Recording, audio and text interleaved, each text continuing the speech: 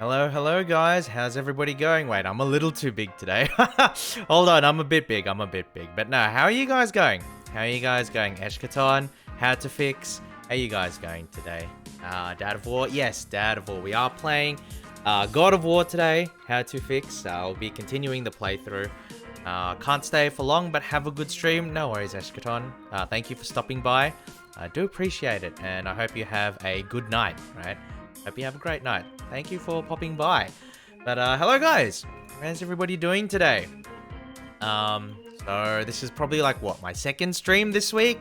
So I'm actually gonna start being more consistent with streaming again. Oh my god, it's like the first time in several months that Porter is actually gonna try and be a proper streamer instead of, popping by once a week to do, barely anything, right?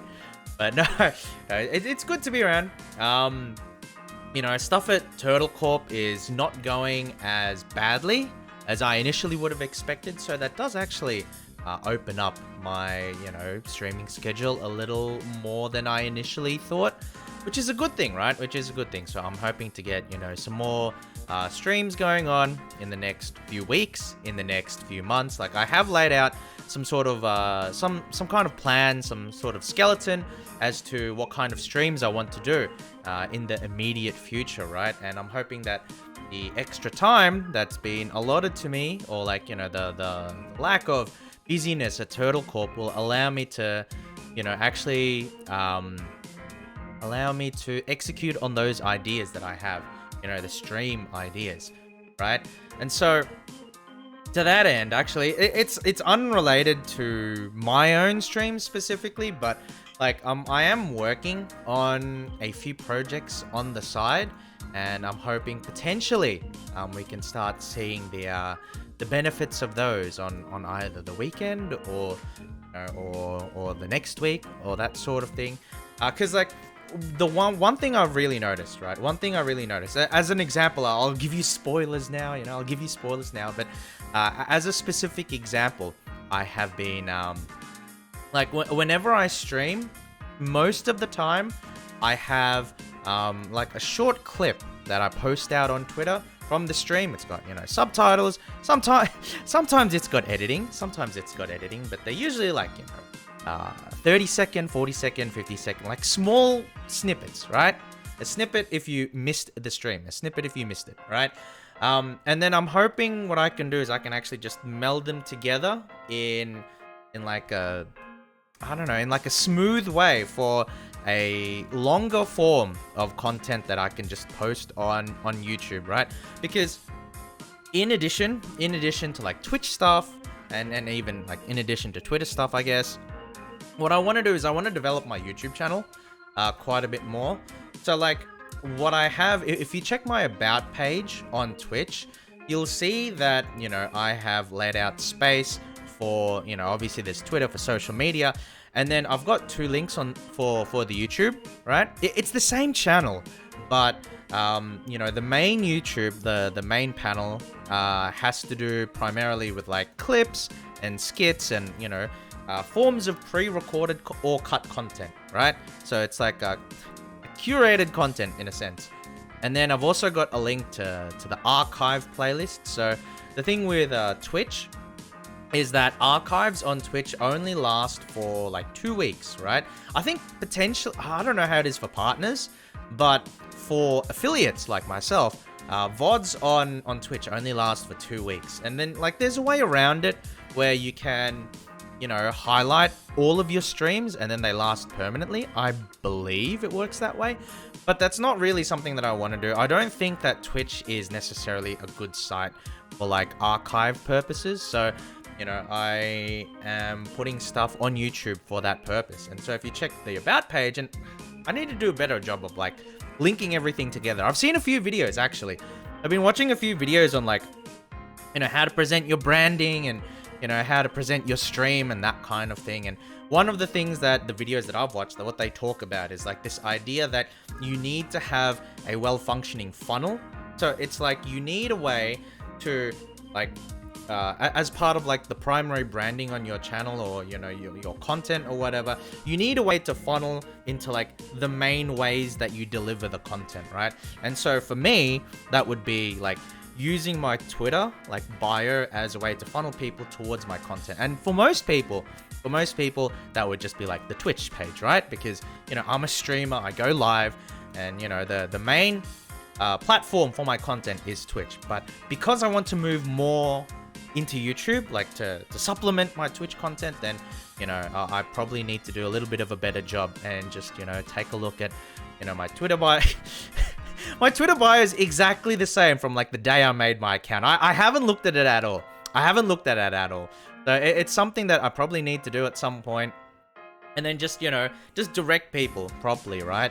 So that I can actually get a little bit of coverage on the YouTube channel as well. Because, you know, like I said, I want to grow the YouTube channel in addition to like the Twitch channel. Because I don't know if you've like, if you guys have been watching my streams for like the last few months and that sort of thing, like I've trended heavily towards trying to make like short like skit posts, or you know, like skits or little bits where you know, I sing, or I have like a scene that I act out or something like that, right? And then it's like these small sorts of like shit post type content, right? Because it's just a small skit, it's just a small bit, and they go for like, you know, like 1 to 4 minutes, right? And they're not, you know, they're not something that you can exactly watch for hours on end, because it's just like a 2-minute skit or whatever. But I have a lot of fun making them, and I have a lot of fun putting them together. And I want my YouTube channel to have like a sort of, you know, like reason for going there, in a way that's different to my Twitch. So at least, you know, if you come to Twitch, you can say, okay, you know, this is where the live stream content is. And then if you go to YouTube, there's like the deep archives once the VODs expire on Twitch. But then the main draw of the YouTube is like the you know, small pre-recorded forms of content, or like clips and that kind of thing. And then it's a sort of like a cycle, because, you know, like the clips on YouTube will sort of like incentivize people checking out the Twitch, because, you know, that's where it actually happens, and all of that sort of thing. And I know that I'm, you know, sort of like discussing all of this abstract stuff, or like all of this organizational stuff. And it's like, well, you know, Toro, you can manage your Twitch all you want. You know, you can put together a nice YouTube all you want. You know, you can, you know, develop these sorts of like content lines of delivery and all of that sort of thing. But that doesn't really matter. Like, you know, it doesn't really matter if you're, you know, if you're streaming like once a week, right? If you're streaming once a week, then it doesn't matter how nice, you know, how nice all of your platform delivery is. Like, it doesn't really fucking matter if, you know, you only stream once a week. So that's definitely the main thing that I'm trying to do. But I just want to, you know, let you guys know that I am working on some stuff in the background, and I'm hoping that starting this weekend, starting next week, we can start to see the results of that, right? Because going into the next few months, as I've mentioned, I do want to, like, you know, stream a lot more, but not just stream a lot more, just like stream with, like, you know, special ideas for streams, right? So I think I've talked previously, probably at length, about how with competitive Pokemon, the Pokemon company for Sword and Shield are implementing like international challenges, or like international tournaments, right? Ladder tournaments that are occurring once every month for the next 3 months. So February, March, and April. And what I want to do with that is get to a point where I can, you know, stream my progression in those tournaments. You know, win, lose, or draw, or you won't really draw in Pokemon, but, you know, win or lose, I want to like showcase team building skills. I want to showcase competitive Pokemon, and I want to do it at a relatively high level, right? Because I don't necessarily think that, I don't know, maybe I'm just not watching enough streams, but from what I've been seeing, I don't think there's too many VTubers out there that play competitive Pokemon at a relatively high level. And so I think it would be like a nice sort of niche, right? I know that there are some VTubers that, you know, may do VGC content, or there's probably some that do like single player content, right? Singles content. But in terms of like international challenges, in terms of tournaments, in terms of like, you know, in-depth team building, right? I don't think that there's a lot of VTuber content out there. And so that's, something that I want to move a little bit more into over the next coming months, in addition to like the other stuff that I've got planned. But it's just a nice direction for the channel and stuff that I'm doing. So I'm really looking forward to it. And I think actually, like, if I'm not too busy on the weekend, what I might do is have a like a team building stream, because I wanted to have like heavy gimmicks, right? The gimmick that I want to do for my tournament streams over the next few months is that, like, with the tournaments, participation will give you a shiny Pokemon, right? Will give you a shiny Pokemon. So they're just going to give away free shiny Pokemon if you participate in each of the tournaments. And my idea, my intent is to make a team using that Pokemon.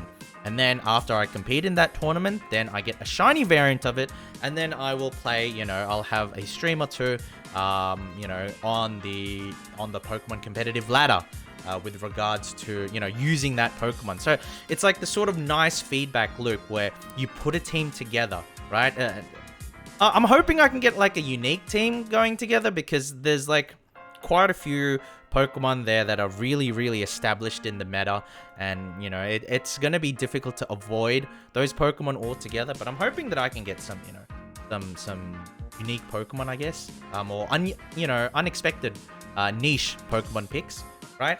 And then it would be nice to like build that team, become attached to that team, and then get like the shiny version of a particular Pokemon, and then integrate that into the team, and continue playing games with it. And so for the month of February, the very first Pokemon, and so this is probably one of the big like stepping stones between taking Pokemon, seriously competitively, and like, just having fun with Pokemon casually, is that in competitive Pokemon, everybody uses legendaries, right? Everybody uses legendaries. Legendaries are so ingrained into the meta of competitive Pokemon that, at least, VGC doubles, right, which is the official format, it's so embedded into the format that it is like difficult to escape it. And the idea of, not using legendaries because, that's cheating or whatever is, kind of, you're really just like nerfing yourself, right?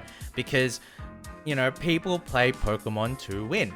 And so everybody and their mother is going to use the strongest Pokemon in any given meta. And in any given meta, a lot of times that is going to be, or that's going to have, legendary Pokemon. And so if, for whatever reason, you avoid using legendary Pokemon because you don't, for your principle or whatever, then you're really just, nerfing yourself. So to that end, the first Pokemon that will be rewarded as a shiny is actually Galarian Articuno. And so we'll be using Galarian Articuno for the first team. And so Galarian Articuno is, half psychic, half flying. It's, I think that of the three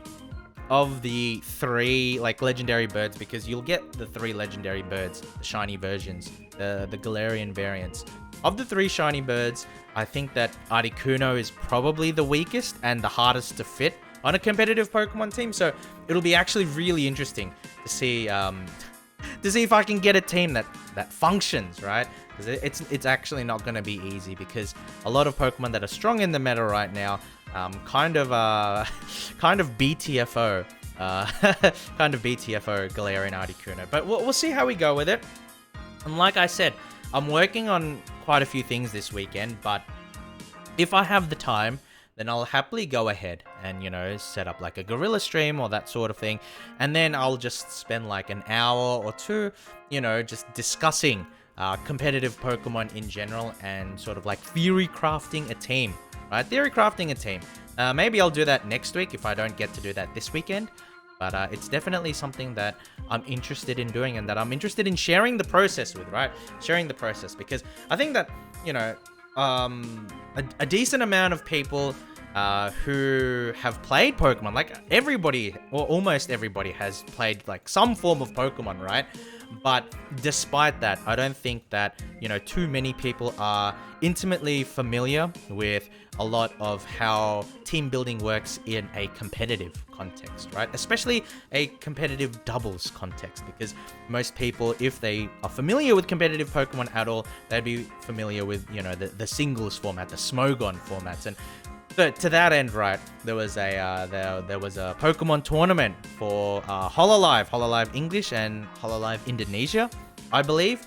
And so as an example, and I think this goes to the previous like Hololive tournaments and a lot of other tournaments that are held in VTuber communities. It's not just Hololive, but pretty much all of their tournaments, right, are done in the singles format. So like 6v6, sort of like Smogon rules or close to it, right?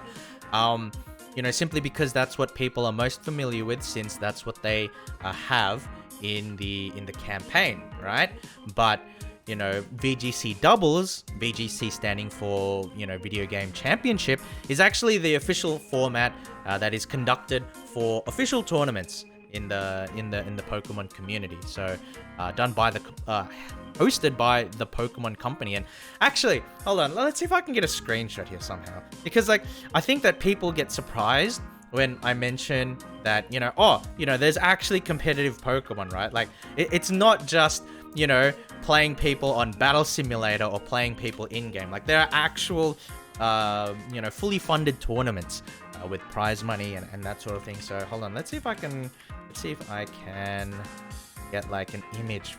Is there like not great. Pokemon Worlds VGC. When was the last Worlds? Like 2019 maybe? I feel like 2019 would have been it. Alright. I don't know, man. Should we just like open up a YouTube video and then take a look? Maybe we should, right?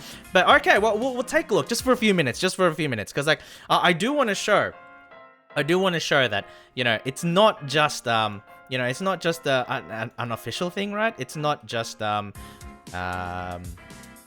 it's not just community run. It's actually organized by the Pokemon Company, for the purposes of legitimate tournament and competitive play. And then this is the format that is being used, right? Doubles, which is being used by the Pokemon Company. So let's get a YouTube video up.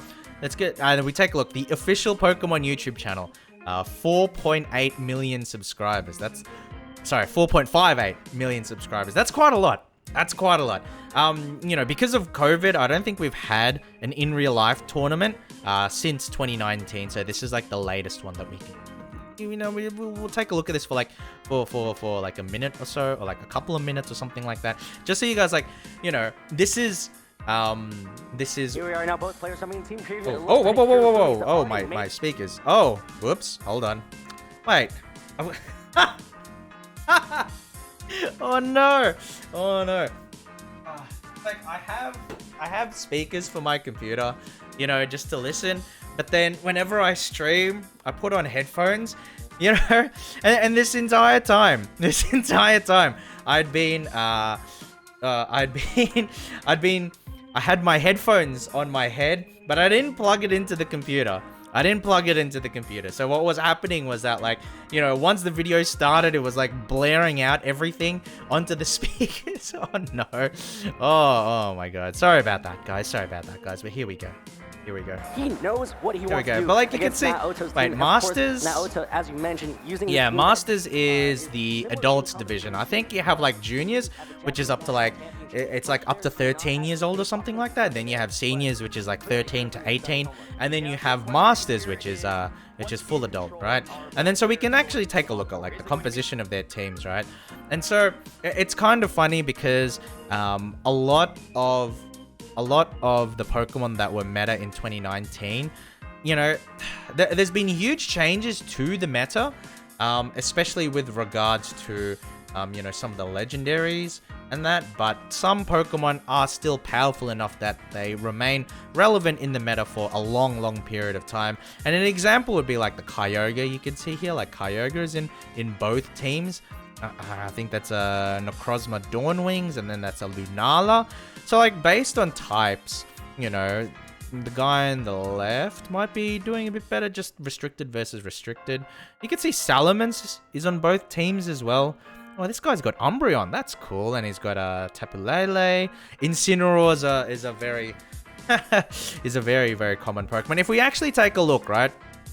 If we actually take a look, we can see that the composition of both teams are sort of similar, even though they use different Pokemons for the purposes. Like we can sort of see that, you know, there's a little bit of equivalency in terms of roles, because we can see that both of them have a Kyogre.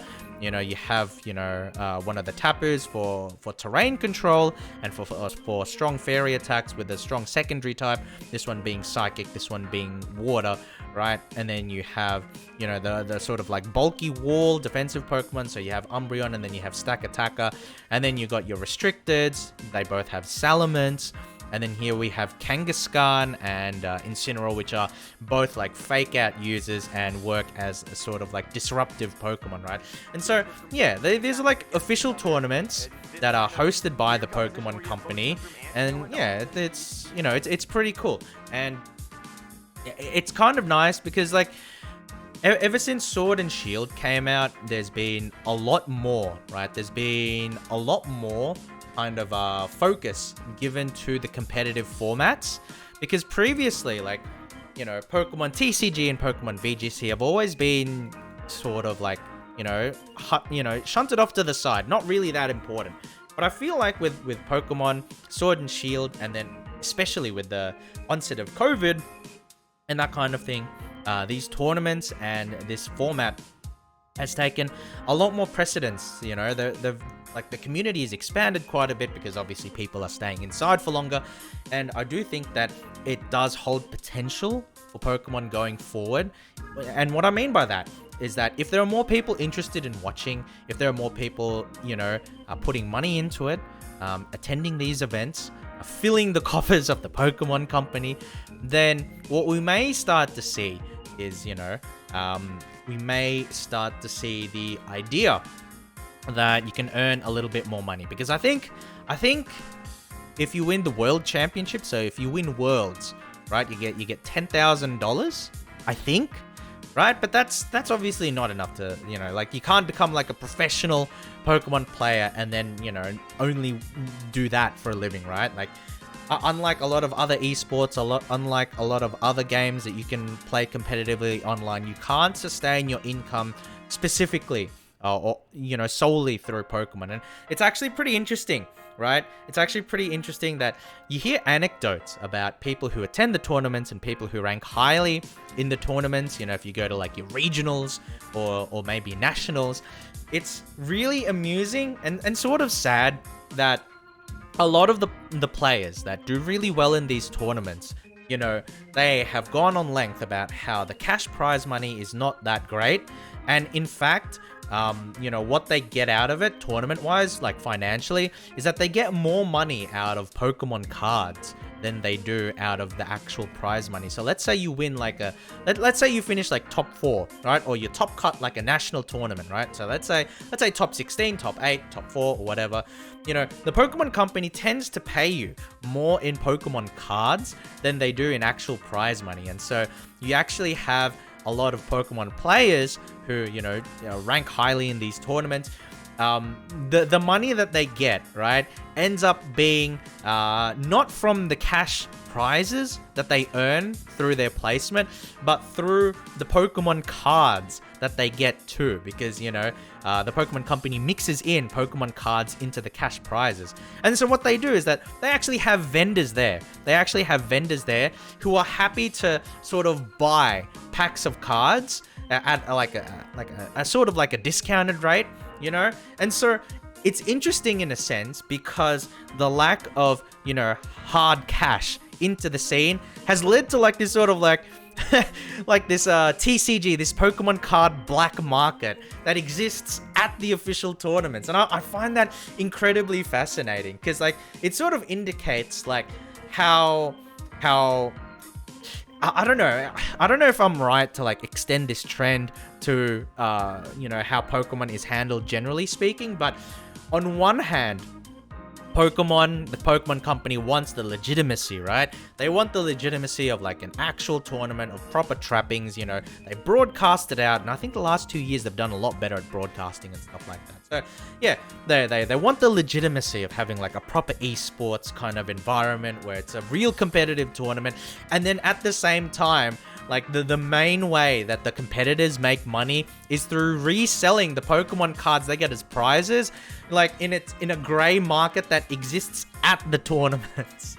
And I find that really funny because it's the sort of contrast between where like the Pokemon company wants Pokemon to be, like where it wants it to be in terms of legitimacy and prestige, and then where it actually is, where the people playing and competing in these tournaments have to on-sell the cards to scalpers at the tournaments to actually make any money. You know, I find that incredibly funny, but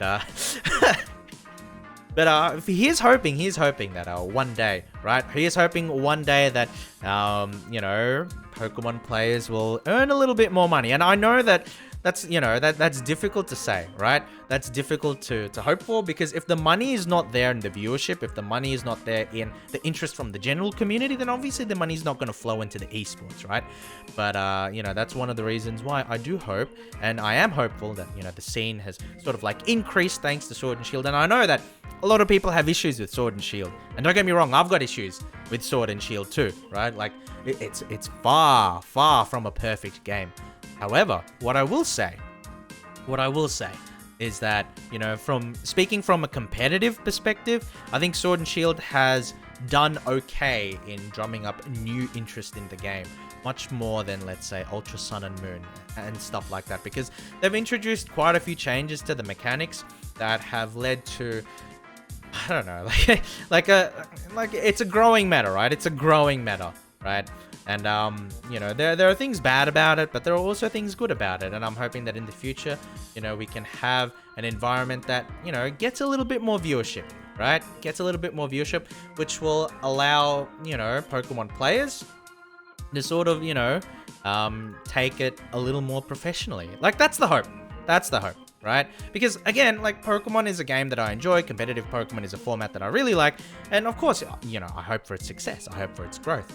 I'm hoping that, you know, I can be a little bit, at least a little bit, part of that growth and part of that success by streaming some international challenges over the next 3 months. There we go. There we go.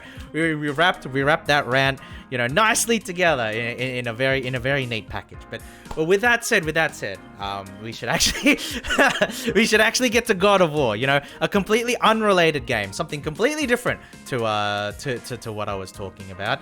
But yeah, I'm gonna hop over to God of War, and then we can start gaming in just a second, because I've been talking for almost half an hour now, and I haven't done any gaming, and this is supposed to be a gaming stream, so let's get right to it, guys. Let's get right. All right. Oh, that's a bit loud. Let me put that down a bit on my end. All right, so God of War. So from memory, right?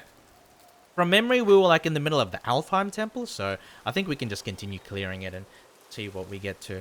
But it like, I didn't even notice this the first few times around, but look, there's like the effigies of Kratos and Atreus. That's cute. That's cute. It's nice. It's a nice touch. All right, let's continue. Is my controller working though? That's what I'm a bit concerned about. Oh, okay. Hold on, let's unplug and then replug it in. Maybe this will work. Okay, cool. There we go. Throwing a Leviathan axe at an enemy's head or feet can lead to effective results. So I guess, you know, it's like it can trip them over, or it can stun them, right? I mean, like that makes sense. That makes sense. An axe to the face definitely is not something that most people would want. Okay, so I guess, yeah, we're back here. So we're at the Alfheim Temple, and then now we can go inside, right? But let's see if there's any upgrades we can get with Sindri first, right? Okay, unfortunately I don't have what it takes to sort of upgrade that. Oh, that looks really nice, actually. Unfortunately, a lot of these things will like reduce my strength, and I kind of don't want that. Oh, luck goes down. What does luck do? It's like critical hits, I imagine. So like wolfskin shoulder guard's kind of good. But okay, let's see what else we can do though, right? What else? I guess we can upgrade what we have. So chest armor. No, I'd rather I not. suppose Oh, you jeez. prefer my brother's work? No, You're no, wrong, no, of course. I didn't mean to do that. I didn't mean to like completely go out of the menu. So what? Talent upgrade they want? Talent What can I do for you? Oh, okay. If we can get new skills with it, then I guess it's worth it. The bow. All right. What did And we miss? then what can we do with wrist armor?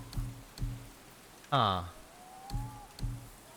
don't know. I do think I do need more defense, but I don't like a lot of these options where I lose my strength as a result, you know? That's not even better. Atreus armor. I don't think Atreus really... okay, hold on. Oh, reduces the arrow recharge time. That's probably good. That's so expensive though. And we're back to you. That's so expensive. I'll think about it later. See, none of these are like straight upgrades. They're like side grades. So I guess the only like kind of upgrade is sort of this. But even then, like you go, like you reduce luck, right? Like what does luck even do? I don't even know at this point. I don't even know what luck does at this point. But I mean, I guess the heavy increase to defense is like, it makes it probably worth it. So I'll just take that. And then we'll take a look at the skills. Like we'll take a look at the skills menu, and ooh, we can upgrade this too. Oh, okay, that's definitely worth it. That's barely any resources. I think that's a good. Yeah, I think so too. I think so too. I'm happy with that. Okay. So we're done with the shop.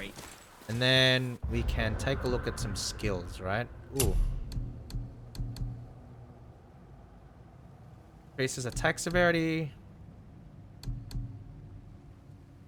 Increases the number of rotations. Oh! Oh, that's cool. But then the cooldown is 40 seconds? I mean, that does look pretty sick. That does look pretty sick. You're a fucking whirlwind. I'm equipping that one, yeah. I'm equipping that one. What does this do? This gives... Well, I've already got... Oh, that's nice. Well, that's really nice. What the heck? Yeah, that's fine though. We'll keep with the anvil attack. And sorry I'm taking so much time doing all of this. Just interested in, you know, what we can do with all of this. Go to sockets. What kind of socket can we put? Reduces damage. I mean, this isn't bad, right? The fragmented heart. Like, that should reduce my damage by a decent amount. Let's go to skills. And now we can unlock skills. Now we can unlock skills for Atreus. So, what kind of skills does he have access to? Alright. Increases the firing rate. Increases arrow damage and melee. I mean, he already has... Oh, he doesn't have all of these. Okay. Interesting.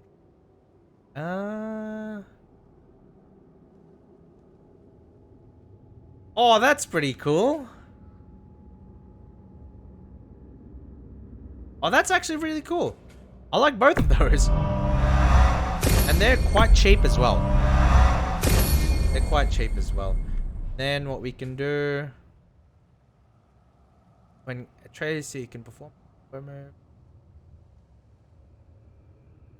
Oh, nice. Yeah, okay. I'll take all of the basic skills.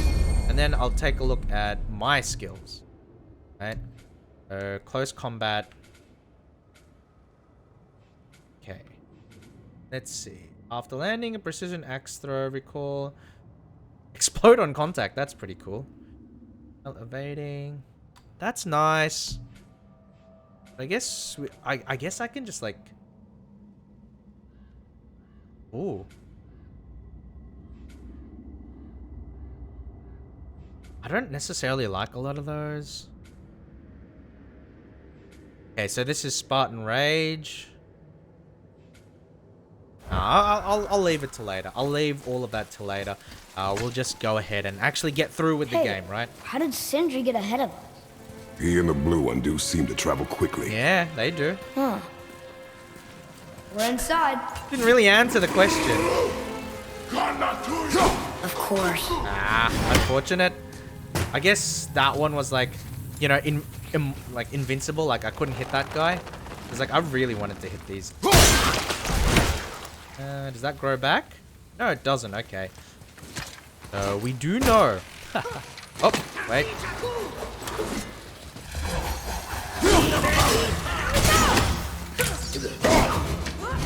I'll bring him down.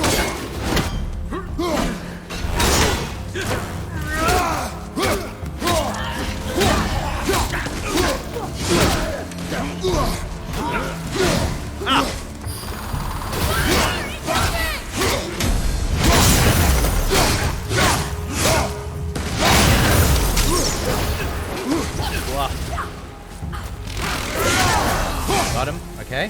One more. One more.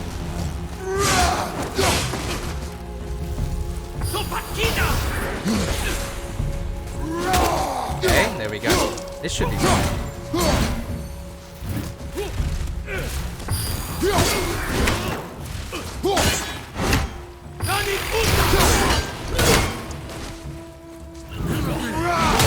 There we go. Got him. So these, well, what are these dark elves again? I didn't do Right. much back there. Oh man. But those guys seem like quite a bit tankier than the previous ones, and it could just be like, you know, the level up or whatever. But I don't know. They're really annoying. I wish I did more damage. I really wish I did more damage. Oh, that's pathetic.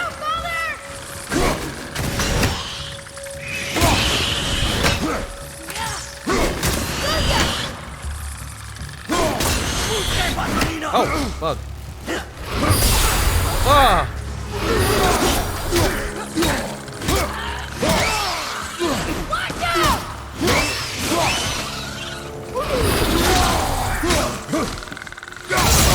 Ow, I'm blinded. Ah.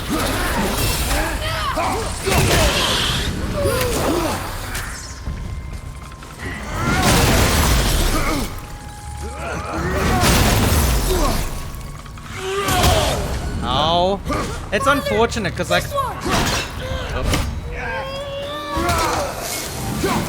it's sort of unfortunate because what I kept doing was like, I kept running up to those eyes to like attack them and then one hit them.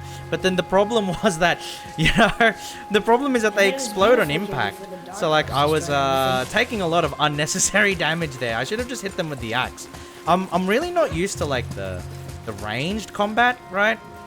Like throwing the axe, that's something that I need to get better with. Because like in general, I'm not used to... Ooh. Now that's impressive. Well, in general, I'm not used to like aiming with a controller, right? I'm used to like doing stuff on PC, so on keyboard and mouse. Jeez, what's wrong with you guys? I'm used to doing stuff with keyboard and mouse, so it's not something that I'm 100% used to, but I'm hoping that it is something that I can continue to work on and, you know, get better by the end of the game, right? Get better by the end of the game. All right, so going through here. Whee! You know, just like a hop, skip, and a jump with the son, with the boy, right? Ooh. I kind of want to meet like the normal elves, right? The ones that are like not corrupted by evil. Those are the elves those are the elves I want to meet. Okay. So I guess it wants us to. Oh, okay. There we go. That should unlock the chest from earlier, and then now I should just be able to come back through here and then grab the chest. Nice. Very nice. All right. Please be something good. Please be something good. Pants. View and menu. How strong is this? Oh, it's actually pretty strong. I lose strength though. I don't like that. But on the other hand, it's like having the extra defense is kind of good because someone like me gets hit a lot in this game, right? So I might almost be better just eating like the damage loss and then just making myself more tanky and more resilient. Because I'm already on low health right now, right? Oh, well, where am I going here? I'm just running, right? Yep. Boy, jump on my back. All right. Is there anything up there that I can go? Oh, okay. We're going through here. Interesting. Very cinematic. Very cinematic. There, the light. They've covered it up with that stuff. How would they do that? Interesting. I actually really enjoy like the small ways that the game gets you to Another light up. the game sort of like doing? makes things cinematic without no. like forcing you to lose control, right? Why are Oh they no! killing him? He didn't do anything. Do not assume. He's dead. You are seeing the end of a war, boy. You do not know what led to this moment. But he didn't even defend himself. That was his choice. We make Jeez, ours. Kratos. That's rough. Ready yourself. Eh?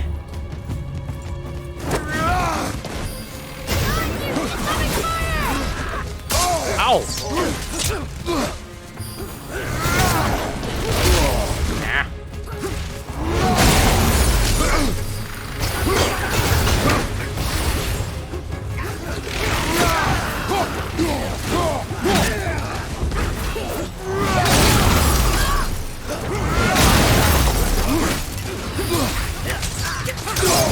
Ow!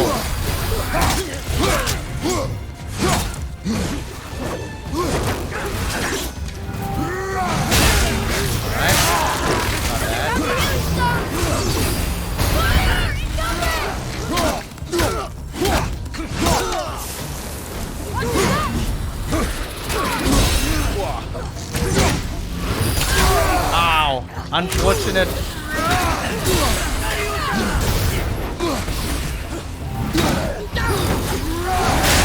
Oh, nice. Okay, not bad.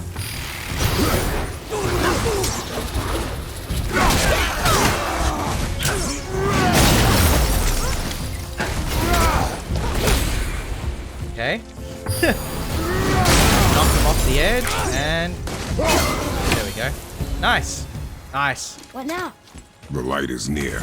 That was Way kind inside. of close though, because like there were a couple of moments where I nearly died there.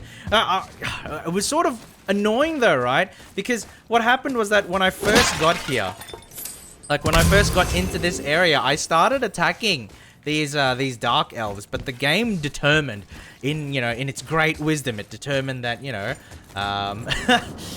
it decided that they were invincible for the time being, right? Like they had to sort of do that little cutscene or whatever. So,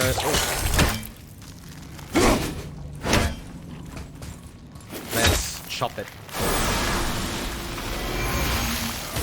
Yeah, but like it determined like they were invincible for like 5 seconds. So that sort of put me behind because like I tried to attack them and then I got caught out in a weird position. Look, more light bridges. Nice, more light Follow bridges.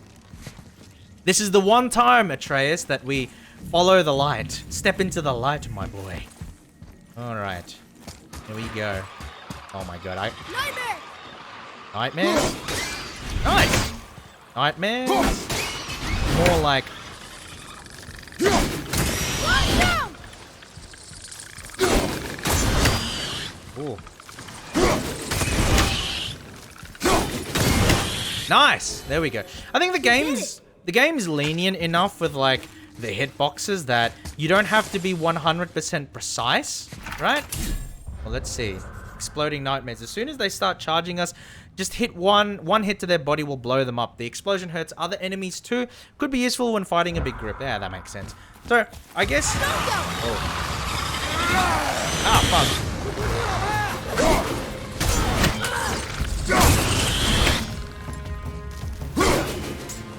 Ooh. Oh yeah, what if I charge? Oh fuck. Uh-oh.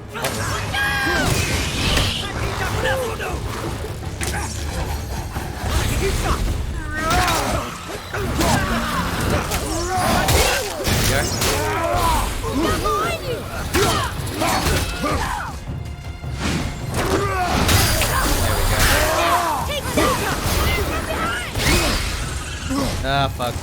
I'm not in a good spot.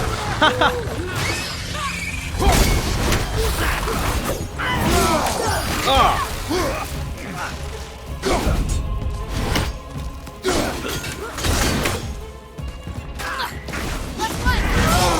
Oh, damn it.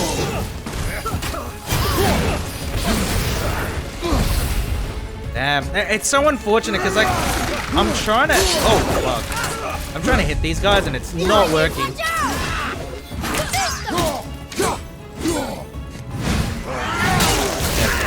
Like I'm trying to use like the charge heavy attack. Oh, I'm trying to use the charge heavy attack because that gives me invulnerability, Frank. So if I can hit them with one of these, right, it actually makes me slightly, like it makes me invulnerable for a little bit.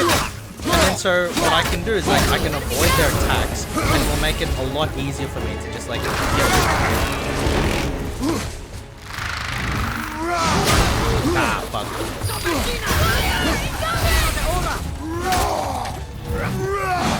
There we go. See, like, their attacks can't hit me, and then it becomes really easy just to main stuff.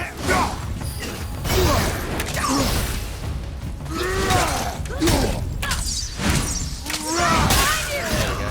See, like, he's attacking, but it doesn't do anything. One more to go. Alright.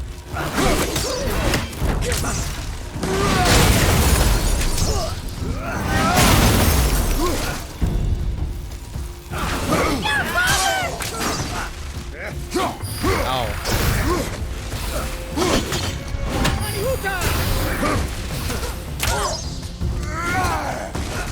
All set.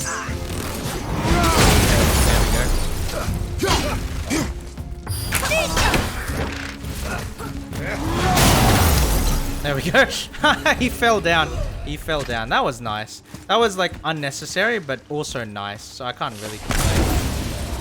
Okay, so now I can maintain Spartan Rage, but I don't need it at the moment, right? There we go. I don't need it at the moment. But I can probably like save it for when I might need it later, hey? Might need it later. Alright, so You're restoring all the pathways. Okay, we're restoring all the pathways. Thank you for your keen observation, boy. But definitely, there is no bridge too far for me, right? No bridge too far for Gordon. Okay, gotten a little bit of health, and we're heading back up, which is quite nice. I do think that... I wonder what kind of boss we'll have to face, right? Ooh. Jeez, look at all of this. Ooh, how... Okay. So this is going to be a bit of a challenge. How am I going to, like, undo or hit all of these at the same time, right? Because, like, you got, like, 3. And then they just regenerate, right? Awesome. Nah. Oh, okay. They stay up. Okay, well, I'll take that. I'll take that. Okay, so they only care for you. Like, no, they don't. What they mean is for you to like destroy them in rows, right? So where's the last one for this one? Oh, okay. Interesting. There we go. There we go. So they don't expect you to like destroy all of them in one shot, but you are expected to destroy all the rows in one shot. Nice. Okay, that was good. That was good. All right. Boy. Let's go. Jeez. I don't think we're supposed to be in here. Quiet. Is it just me or like... Is it just me or like I'm getting like the distinct impression that the elves... I'm getting distinct impression that like the elves sort of work like insects in this game, right? Like I'm not the only one, right? You're in a hive. There's like, you know, like I'm just getting the like this is like an insect infestation vibes. Like look at this. Look at all of this. So I guess the game, I guess God of War is pretty much just telling us that elves are insects. Stay alert and by my side. All right, let's go through. When we make it to the light, how do you think we get it into the Oh platform? my The witch goodness. said to step into it. All She right. did?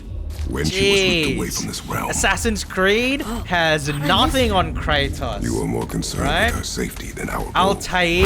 Oh, fuck! Oh my god! Quiet. I have him. Your knife boy. Alright. Wah!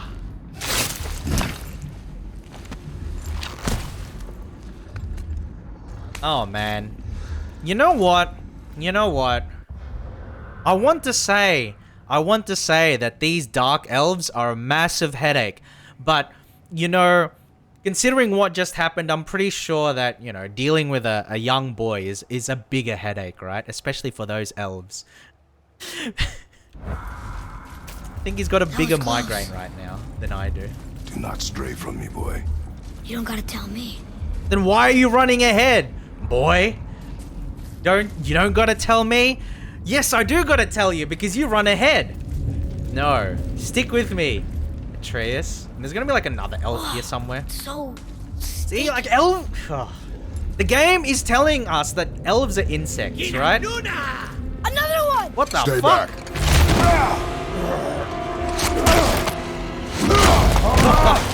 Oh no, that's not a good sign. Now everybody's gonna know. No! Atreus! Okay, he's fine, he's fine. The light! Stupid Yes, we boy. are near our goal. But we must be careful. Understand? God, They are! 150%. This game is... It's not implicit anymore. It's flat out explicit. They're pretty much saying that all elves are just insects. Oh my god. Oh my god. I've never played a game with such strong and virulent anti-elf propaganda. And you know what? I'm here for it. I mean, look at these guys. Is that supposed to, like, guys, is that an elf to you? Like, look at these things. They're disgusting. All right. There. When it falls, be ready. You know what? Need to move quickly. You know what? These elves, right? These elves are just chilling here in their hive. But, you know, what they need to understand is that Kratos is not just a god of war. He's not just, you know, a god of violence and hellfire and brimstone. He is actually also the god of pest extermination. So, we're gonna have...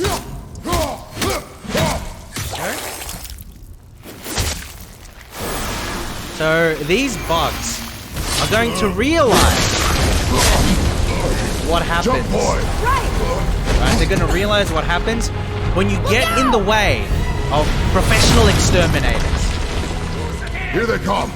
Stay behind me and protect our flank. Oh god, I don't want to like face these guys.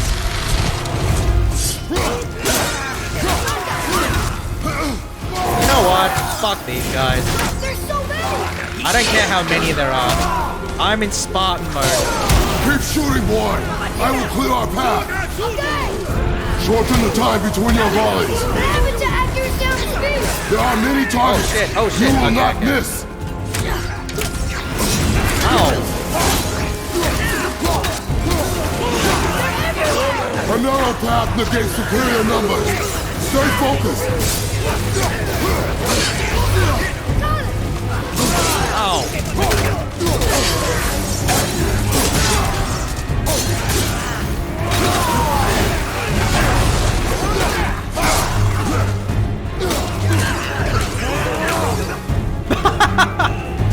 Okay.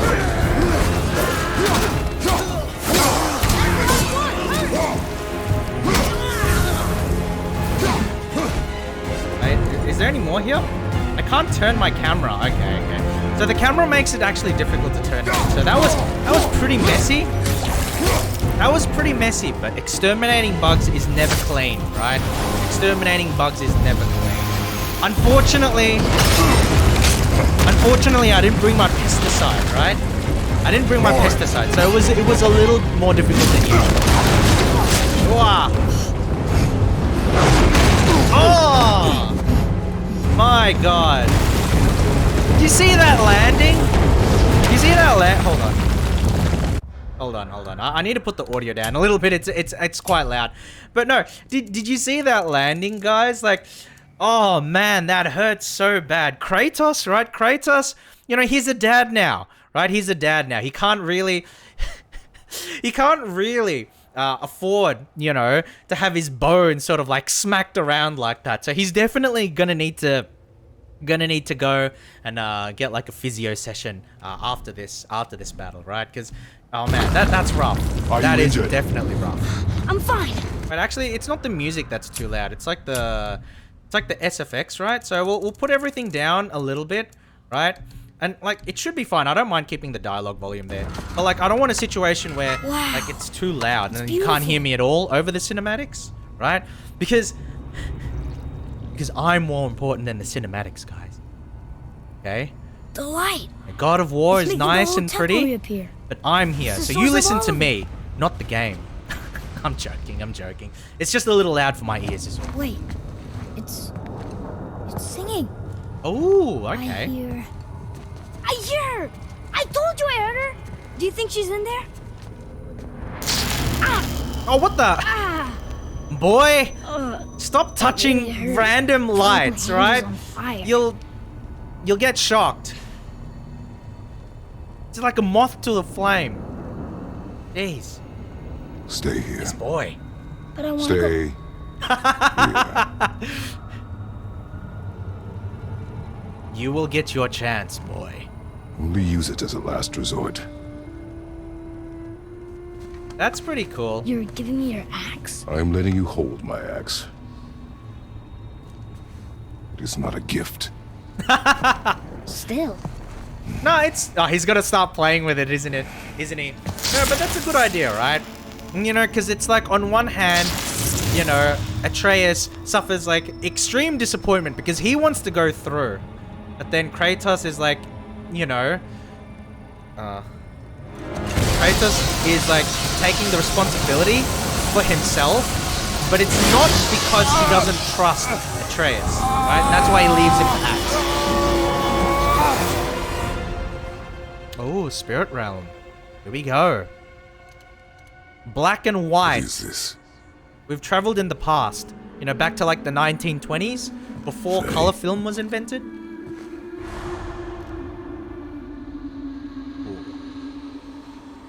Step into the light. Come back.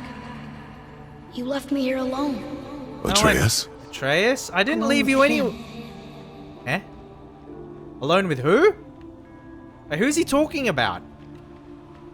And this is like a dreamlike sequence. This is kind of common in games now. I don't know how common it was like previously in games, but it's sort of like, you know, an established trope now, right? How you have like the sort of like the dream sequence. And I think part of it is just because like games are more easily able to integrate like, you know, the sequence and make it look nice. Whereas before, you know, it's a little difficult to handle because you got to have like a lot of processing effects and you can't necessarily get the right cinematic angles and the right look. So it was probably done less in the past, but I feel like in the last like 5 to 10 years or whatever, it's been done a lot more, right? Been done a lot more as a narrative technique. And that could also correlate with the idea of trying to present games in a cinematic light as opposed to like, you know, as opposed to like an analog to, I don't know, like books or something, right? Because, you know, back in the 90s or maybe even the early 2000s, cinematics were very rudimentary, right? You didn't have the technology and you didn't have the capacity to really create proper cinematic, you know, like the choreography, right? There were some games that were able to do it, and there's like the Metal Gear Solid games and stuff like that. But a lot of games struggled with doing cinematics beyond the basics, or like or pre-rendered, pre-recorded stuff. Whereas like in-engine cinematics was really more of a feature that we started to see in like the 7th generation, you know, of consoles, so Xbox 360, PS3, you know, that kind of time. Which is what, like mid 2000s to 2010 area. So like it's been longer than I thought. It's been longer than I thought. So let's say 10 to 15 years, right? 10 to 15. But I feel like I'm seeing it more in games now, right? I don't know if I like that one. Elevating, hold forward and press RB. Whirling Storm is quite nice. Yeah, I'll take Whirling... Oh, I didn't mean to do that. JP, welcome to the stream. How are you today? How are you today, JP? I think there was a very wild one in Max Payne already. Max Payne came out in like the early 2000s, I believe. So it was like Xbox, right? Xbox PlayStation 2 era? I'm not sure. I can't remember, but I believe it was like in that kind of era. And if so, then I think it roughly lines up with what I'm talking about. But, you know, super busy getting bombarded with difficult cases and calls. He always leaves. That's He's never fine. here. That's fine. I He mean... doesn't want me. He never will. Oh no, Atreus! No! Oh no. Don't say that, boy. It's just... I don't want to abandon you, Atreus. It's just that you're not ready. I don't want to abandon you, but... but that's unfortunate to hear, JP, that you're getting bombarded with difficult cases and calls, but it should be Thursday for you right now, right? So hopefully, like, the end of the week, like, as you're getting to the end of the week, like, the difficult cases, you know, it's like you pass the hill that is Wednesday, right? That's why they call it hump day, right? Now, not because people get horny on Wednesdays, but because it represents like the hump of the work week, right? Because it's the moment at the center of the week, right? Where you're the furthest away from Friday and Monday, right? So the furthest away from the weekend on Wednesday. That's why they call it hump day, because it's the big hump. But hopefully now that you're on the correct side of the hump, now that it's Thursday where you are, you know, you'll be able to sort of, you know, deal with everything that you need to, and that your Friday will be, you know, nice and comfy. Fingers crossed, and that, you know, you can head into the weekend with some confidence that you'll be able to relax. I don't know him, and he doesn't know me. What is that supposed to mean? Want to. I'm strong. I'm smart. Boy. I'm not what he thinks I am. Boy, you're like a 7-year-old kid. You're not ready. I know better. Oh, what? Oh. That's He a... doesn't talk to me. Doesn't That's teach Thor, me. isn't it? It should have been him. Do you hear me? Him. Thor. Not you. Can we go into the water? I mean, like, where else can we go, right? I guess... Oh, okay. I guess we can't. Then where do we go? Oh, okay. The game asks us to go back. That's cool. Right? We can see, like, the breeze. And then on one hand, you think it's just like a sea breeze or it's just like whatever. But it's actually trying to tell you where to go to continue the scene. So that's a nice technique, right?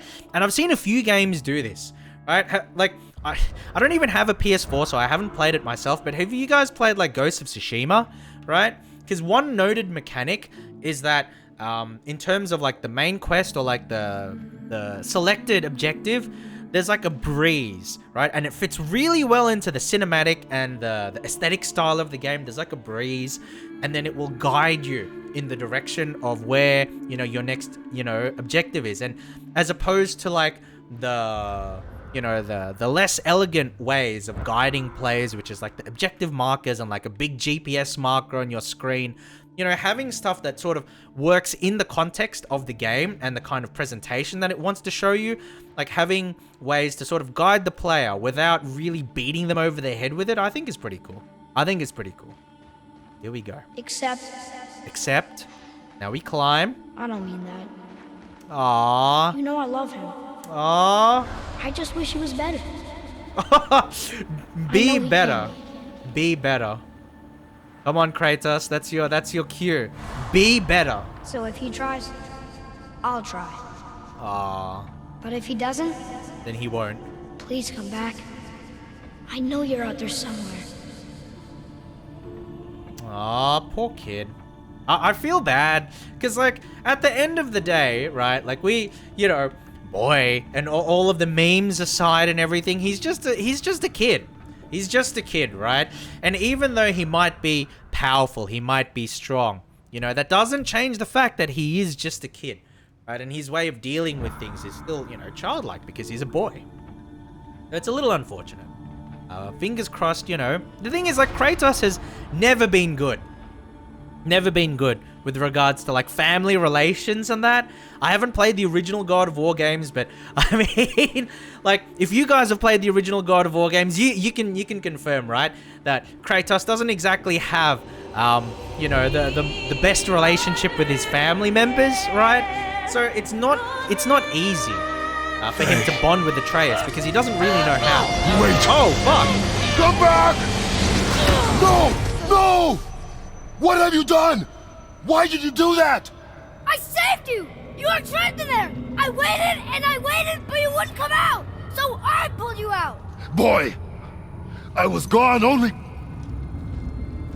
Oh my god! How many? moments. No! You've been gone a long, long time! Aww. I didn't know what to do! This You poor left me kid. here! Again! Why don't you care? It's not that I don't care. That's impossible. It's not that You he should go doesn't before I care. come back. It's just that he I doesn't hope you got know. what you needed. Oh, that's so oh, like I can see the. Yes. I can see his perspective, but that's so sad. Let's Look, pick up that axe. There's our exit, but there's no light to make a bridge. We're trapped, and the witch's bowstring is useless.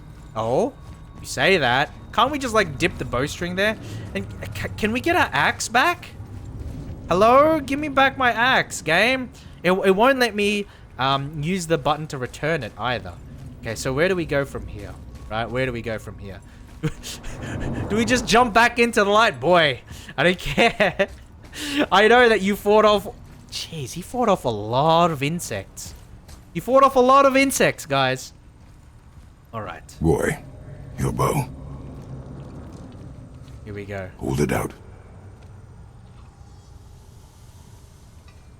Okay, there we go. We got it. We refilled the light. You have acquired light arrows. Shoot them at the light crystals to infuse them with alchemy light. Alright. Alright. Okay, I see one On right my there. mark, loose your arrow into the stone. Okay, aim. Alright. It worked. Good We job, can now boy. make our way back. Come. Give me back my axe. Yeah. Give me back my damn axe. Oh. I was worried that I pushed him off the edge for a moment. Just a moment. That Just a stairway's moment. blocked. Stairway? Well, you say that. But can't we, like, There's a light light it crystal up? ahead, Yeah. just laying there. Maybe it'll help us get out of this stupid place. Ah, this poor kid. Yeah, we can pick it up. Wait, where do we put it, though? That one or this one? Would it even... Oh, okay, so... Wait. Let's put it here.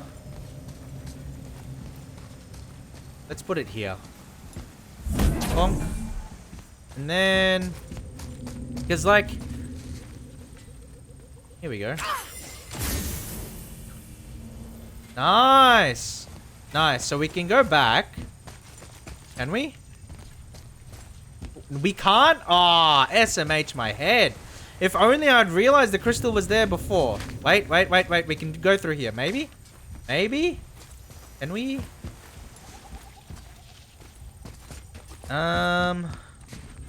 Oh, that's a little unfortunate. Okay, whatever. Whatever, we'll do the quest normally. We'll do the quest normally. Okay, so wait, maybe we are still supposed to go up through here. We'll go through there. Ooh, treasure. Let's take it. Bang. All right. What is this? Reduces damage from dark elves. Okay, nice. I've already got one of those, but obviously we can stack it, which is ideal. So we go what? We go back up to the bridge? Yeah. So, okay, so it was all linear in the first place. I was thinking like, oh, you know, I might get to a secret area or whatever, but it's like, it's all like kind of linear in the first place. Yes. So we're back up here. Then, can he hit that? Oh, My arrow can't get through all that Okay. stuff covering it. that's fine. Can we hit it then?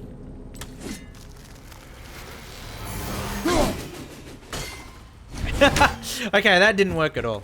Unfortunate. Very unfortunate. So how do we navigate through all of this? Is there anything here on this side that we can hit? Doesn't look like it.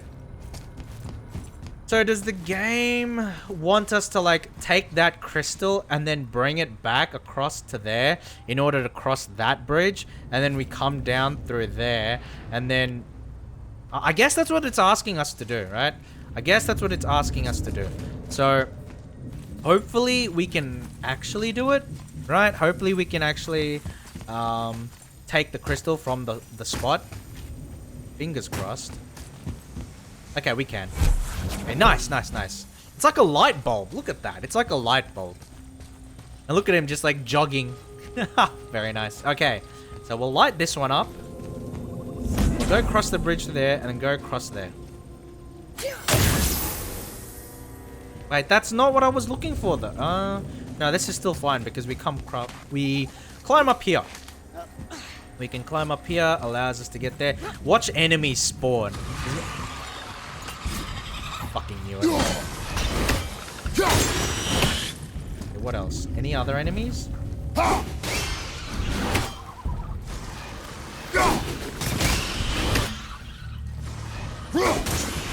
cool. Cool.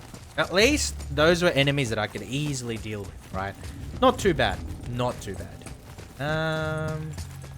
Then, boy, aim for that.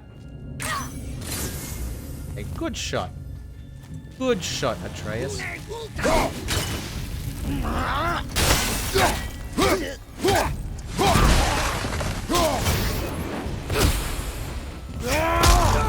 Bang.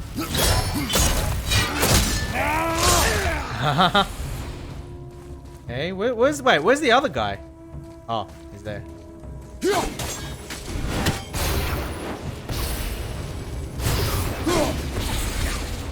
Alright, not bad. Not bad.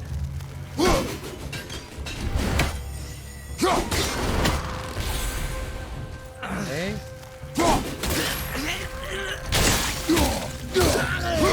Okay, nice. When Toru sees the solution, this is not what I'm looking for. Exactly, Rogue. Exactly. Welcome to the stream, by the way. How you doing today? Rogue? Hopefully you're doing well. Let's see if I can cut through this. Okay, that's not happening. But no. Solutions, Rogue. Solutions are optional. Okay. Those three. Okay. I think I can. Nice. Finally. I'll light the crystal if you find me an angle. Let us make our way back up. Alright, so we make our way back through here. Right. And then I think now we take this thing, right? Now we take the crystal because that will enable us to cross that bridge, get back up to the top there, and then that will allow us to cross to the other end. Nice. Very cool. These rudimentary puzzles are definitely definitely giving my brain a little bit of a challenge. All right. Again, aim it there. Ba-bum. Nice. But how are you doing today, Rook? How are you doing today? At least we're able to get the chest. I mean, I was thinking that, like, you know, only one of those crystal placements were necessary, and then the other one would just, like, lead to extra loot or whatever, but it does seem like, you know, it's designed in such a way that, you know, you do need to utilize both.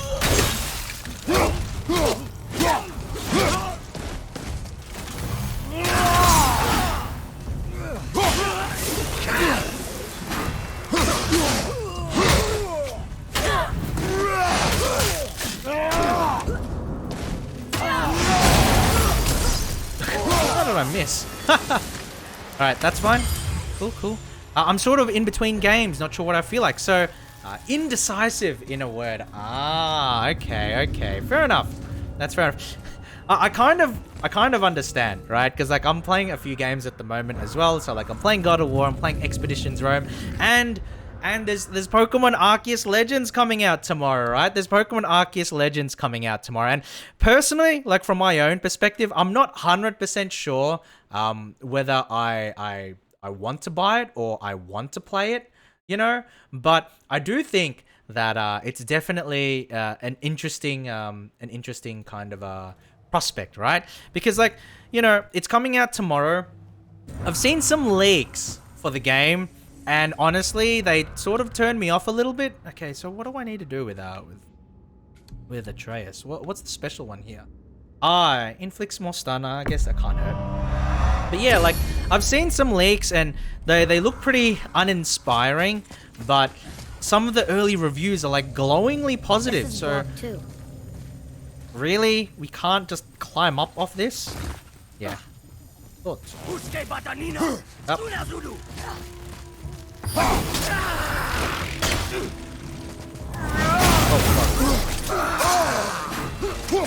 Ah.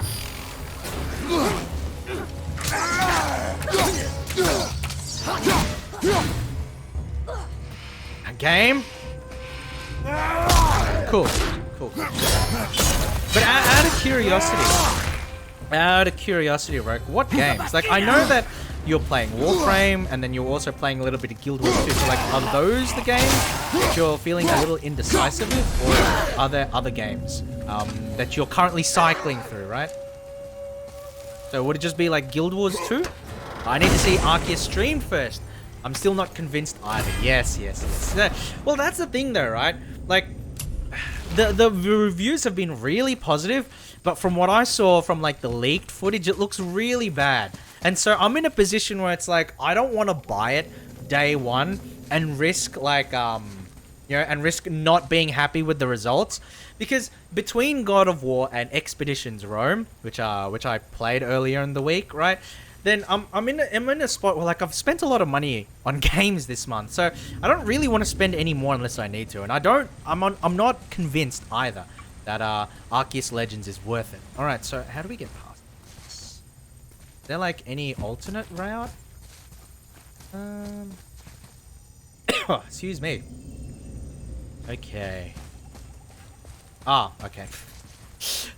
All I needed to do was look up. There we go.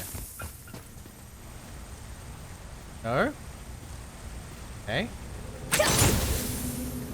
Oh, maybe we just break it then. Do the opposite.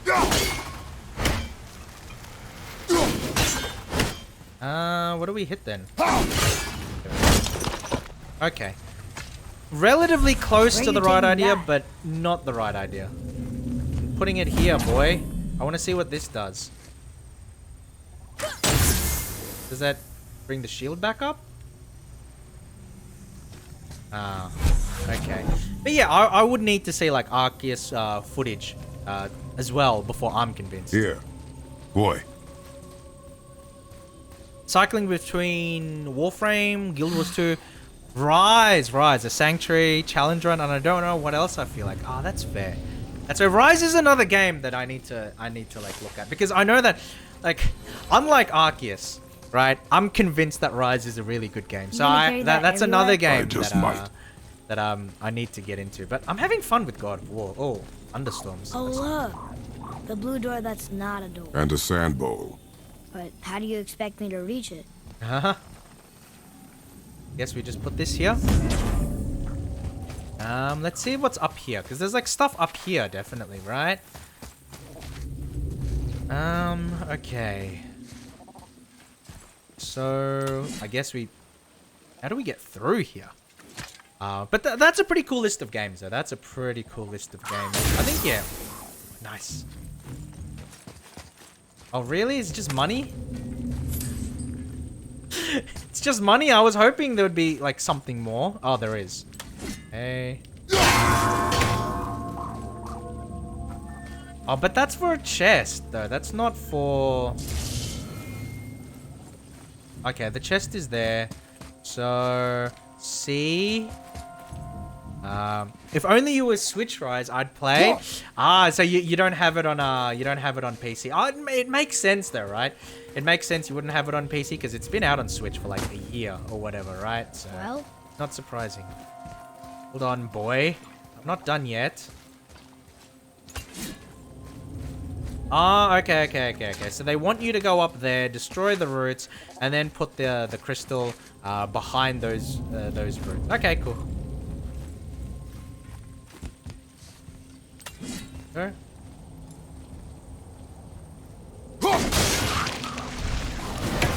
There you go. There we go. As intended. I'm not gonna go for like the extra loot. I don't really feel the need for that. But yeah, I think I've got a few friends who are playing like Rise as well, and who are like, you know, high rank and all of that stuff, and they're really getting into it. And it's like, You can reach the bowl now. Uh-huh. why is Kratos so passive aggressive? Why is he so passive aggressive? All right. So I guess what? We go up here, right? We climb through here. Oh, we can't climb up through there. The boy has to do it himself. Nice. Anytime you're ready. All right. What next. does this mean? Seed. See? Remember the shape. Yeah, I know. All right. Go ahead. Greatest man or tallest tree begins as any more than me. Yeah, it's seed. Seed. Yep. Stupid riddles. Stupid riddle. This Atreus is like really demotivated though. You can tell he's just really sarcastic. He wants some quality bonding time. But Kratos doesn't really know the meaning of like hands-on parenthood or fatherhood. So, like he can't really handle it, which is unfortunate, right? But you know, like hands-on. Whoa! What the heck? These guys are alive? They're not spirits, right?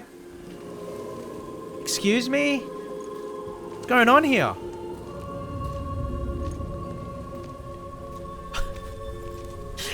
They're just walking past. They don't seem to care that we're here. Okay, whatever. If you say so. Can we go back and talk to them? Oh, I guess it doesn't really matter, right? Oh? Great. The one with the horns is back.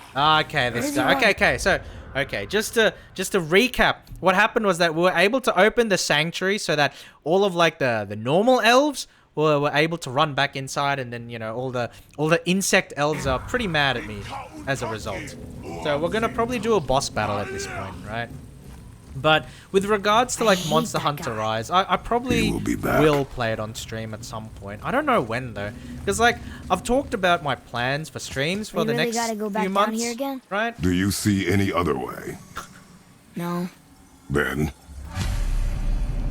You can be a bit nicer, Kratos. You don't have to be so dismissive of the boy, right?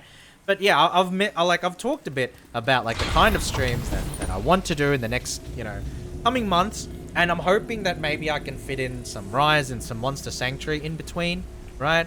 But they are going to be pretty full because, you know, I do want to keep playing God of War. I do want to keep playing Expeditions Rome, and I do have a lot of Pokemon content, specifically Pokemon Sword and Shield content that I have planned, right?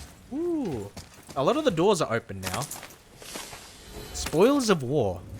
Spoils of War. And so, yeah, I've talked about, I think my main streams that I've got in mind, right, are the Pokemon tournaments streams. Oh, lightning. Pokemon tournament There streams. isn't a way back up from here, you know. As well. I know.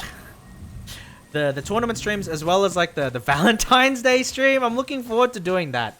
I legitimately am. So 14th of February for me, probably like overnight 13th of February for most people, right? If you're living in the States, or the morning of the 14th if you're, you know, let's say in Europe, right? I am looking forward to doing like a like a date stream, like a Valentine's stream. It'll be fun.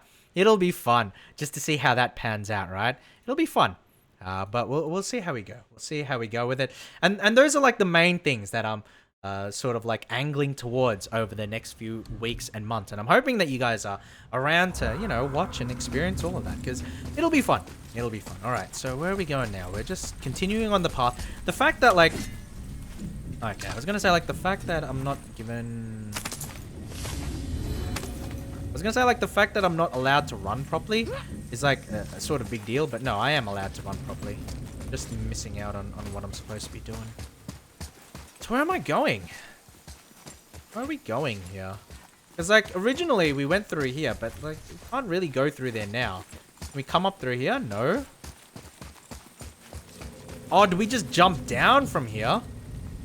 Is that what the game wants us to do? First off, let's see. Or is the... Wait, no. Is the game just like... Oh, no, we can go back up. Okay. But that's not where we were meant to go, I think. No, it is. It is. I'm dumb. We just need to go to the boats. We just need to go and pick up our boat. Why am I like this? Why am I like this? We just need to go to the damn boat. It's right here. Or it was right here. What happened to it?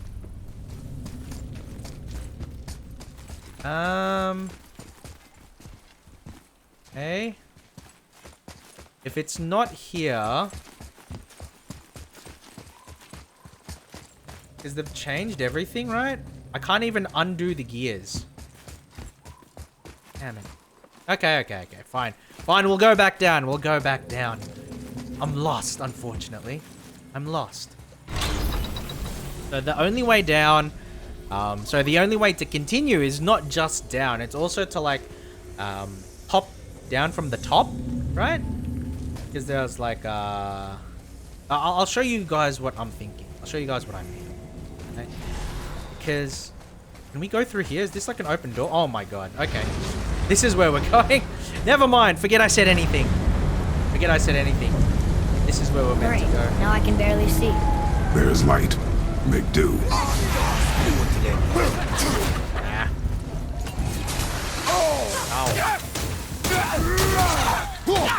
Boy, fire!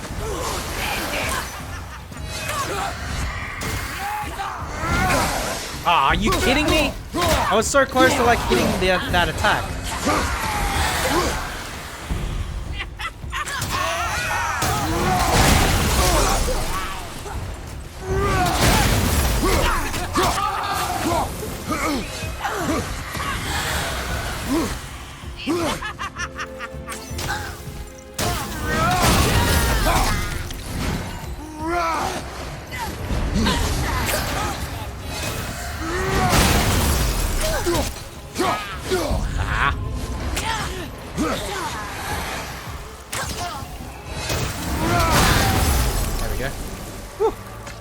Took a couple of hits, which is It would help me if you would hold the unfortunate. light up so I could see where I'm shooting. Use your ears. Adapt. I am. Use your ears, boy. How are we supposed to get across without a You don't crystal? need to We find see. the crystal. Alright, well, I mean, like, the crystal's there. Well, I mean...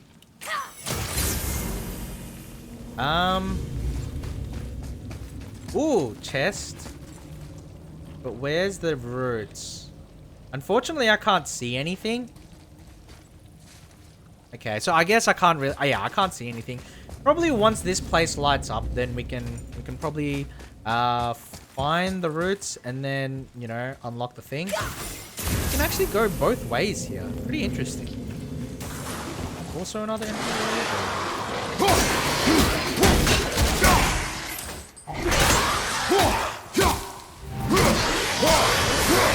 Alright, cool. Cool, free health. I'm not gonna complain about the free health. Okay, that's locked. No crystal here, unfortunately, so this is a bit of a dead end for now. We'll go the other way, and we'll try and see if we can continue from here. Oh, what the heck?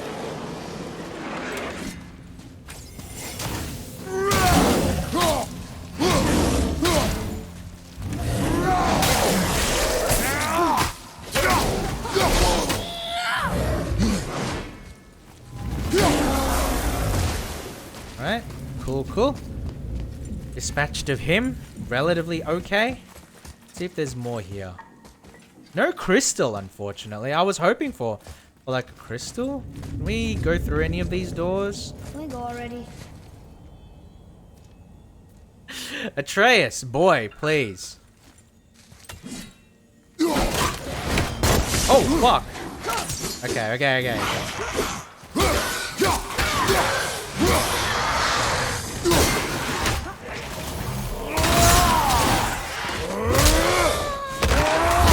Oh,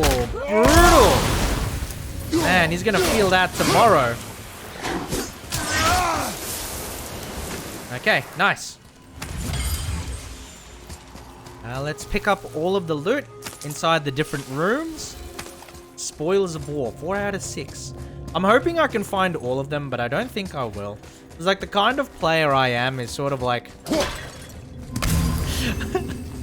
Well, I mean, you guys Sure have you can handle probably... carrying that? Don't want you to be lagging behind when we get attacked. Remain alert and quiet. No, I'm pretty sure we'll get attacked. So, you know, Atreus's like apprehension about all of this is probably, you know, justified. But yeah, I was gonna say, like, for anybody's watching this stream, it's like, you know, I'm not exactly the best gamer. Boy, shoot. I know how it works. Oh, that's my bad. All right, we can come across here. Wait. No. I'm sure. Actually, no, that's fine. That's fine. We'll just go through the main path. It's okay. I've already got health. Finally. We can use the same sand bowl that brought us down the first time. Ooh. I want to get out of here. Wait. Okay. So now...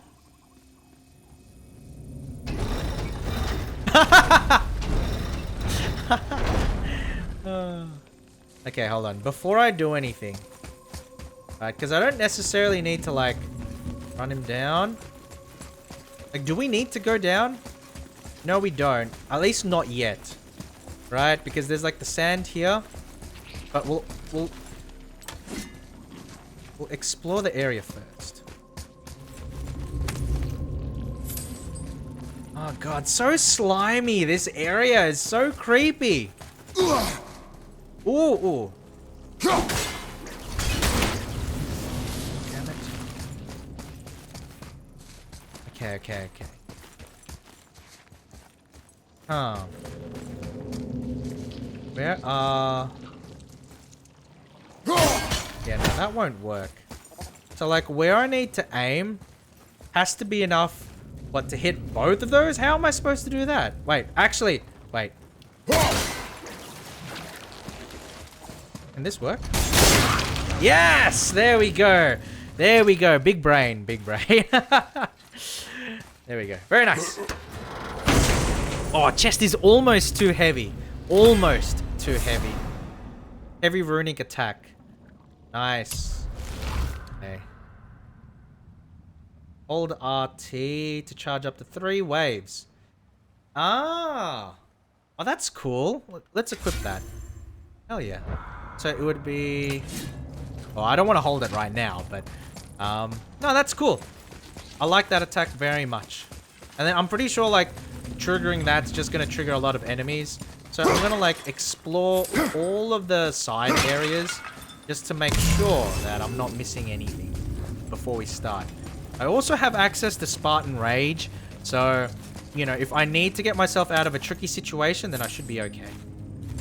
Like, the Spartan Rage just, you know, gives me a lot of extra damage.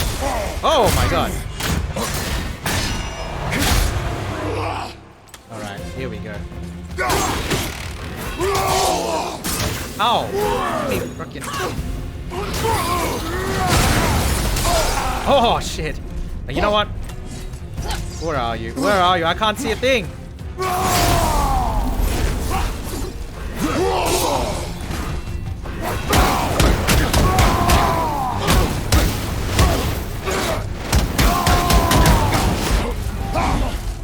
Alright, that's fine.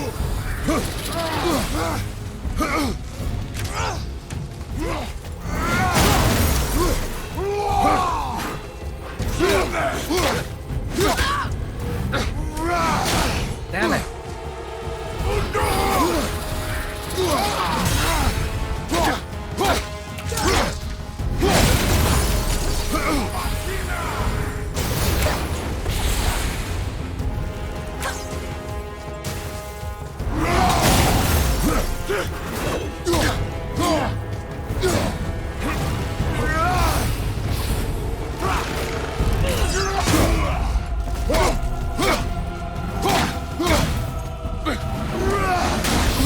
Damn it.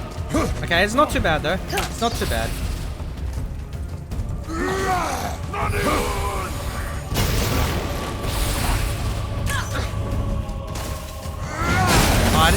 that.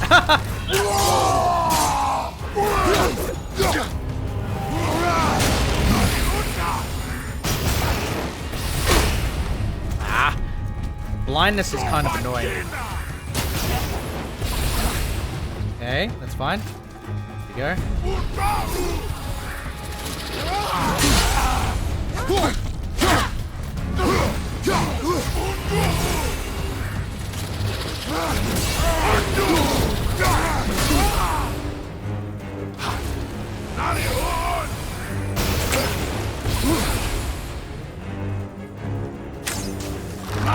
Oh, come on.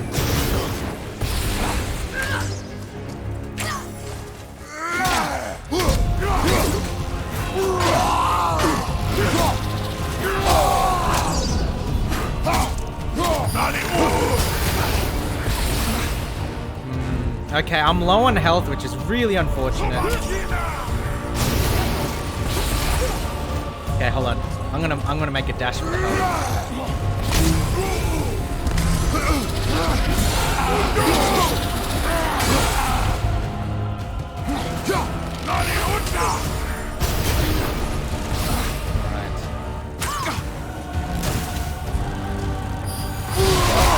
Oh, come on, I blocked that.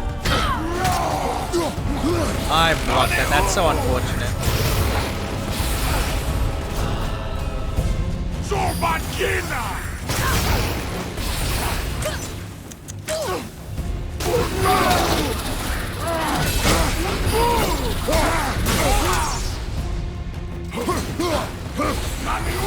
Okay. Blocking is like not that useful. Blocking is not that useful. I should just evade as usual.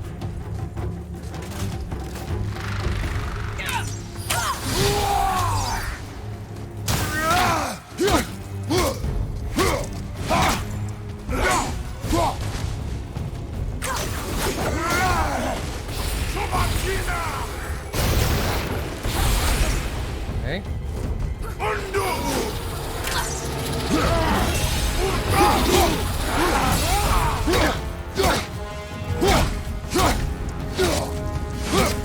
There we go. Got him. Took me a while, but we got him. Yeah, trying to... Oh. I have no idea what he's saying. But trying to block through that was very... was very, unoptimal. Right? We made a great... We made a grave mistake? Well, I mean, you know, the elf says that, right? We made a grave mistake, but as far as I'm concerned, he's the one that needs a grave, not us. Not us, right? So he's definitely mistaken there. Definitely mistaken there. Summons a spectral wolf that pounces on an enemy 3 times. Oh, that's pretty cool. That's pretty cool. I think I wouldn't mind playing this God of War game, but at the same time, in my indecisive mood, I couldn't guarantee I'd play it more than a couple hours. Oh, that's very fair, Roke. That's very fair. I think that, like, the game is actually quality, and it's sort of a shame that, you know, like, oh man. Yeah, we'll just equip it. I don't need to upgrade it. It's sort of a shame that I'm going so slowly through this all, but I do find it to be a fun experience. Right? It is. We helped the wrong side? Let me guess. You're gonna be smug and say you told me we shouldn't get involved. That is enough. Can we go now? Oh man, he's in that phase. But no, I can definitely, yeah. So if you're still in an indecisive mood, do you remember the answer? Yeah. Atreus is in a really bratty mood. But if you're still in an indecisive mood, I think that probably would be best just to hold off on God of War. Read this. Boy, what's that say? Only time you want to talk to me is when you need to. Do you want to tell me something? I said, the only time you care to talk to me is when you need me to translate for you. If Mom was here... If your mother was still alive, we would not be here at all. Oh. Atreus. Jeez, forget it. You can cut the tension with a Right. knife. You can cut the tension with a knife. Specifically the knife that Atreus uses. Right? But no, I definitely think that, you know, if you're feeling indecisive, then I would avoid playing this game for the time being, because I feel like with God of War, because it's so narrative heavy, because it's so story heavy, and based on like the details of the story, you know, and that kind of thing, you know, trying to get the player in like an emotive mood, right? To really jive with what's happening. I definitely... Oh, that's beautiful. That's beautiful. Who? You know. Really, Kratos? Just answer the damn question. She was not there. Oh. Not like you would even care if she was. Mind your tongue, boy! Until our journey is over, one of us must remain focused. Do not mistake my silence for lack of grief. Mourn how you wish. Leave me to my own.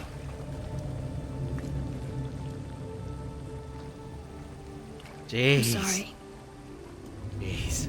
I didn't realize. No. Why would you? You do not know my ways. I know it has not been easy. Oh, okay, okay. He's opening up a little bit.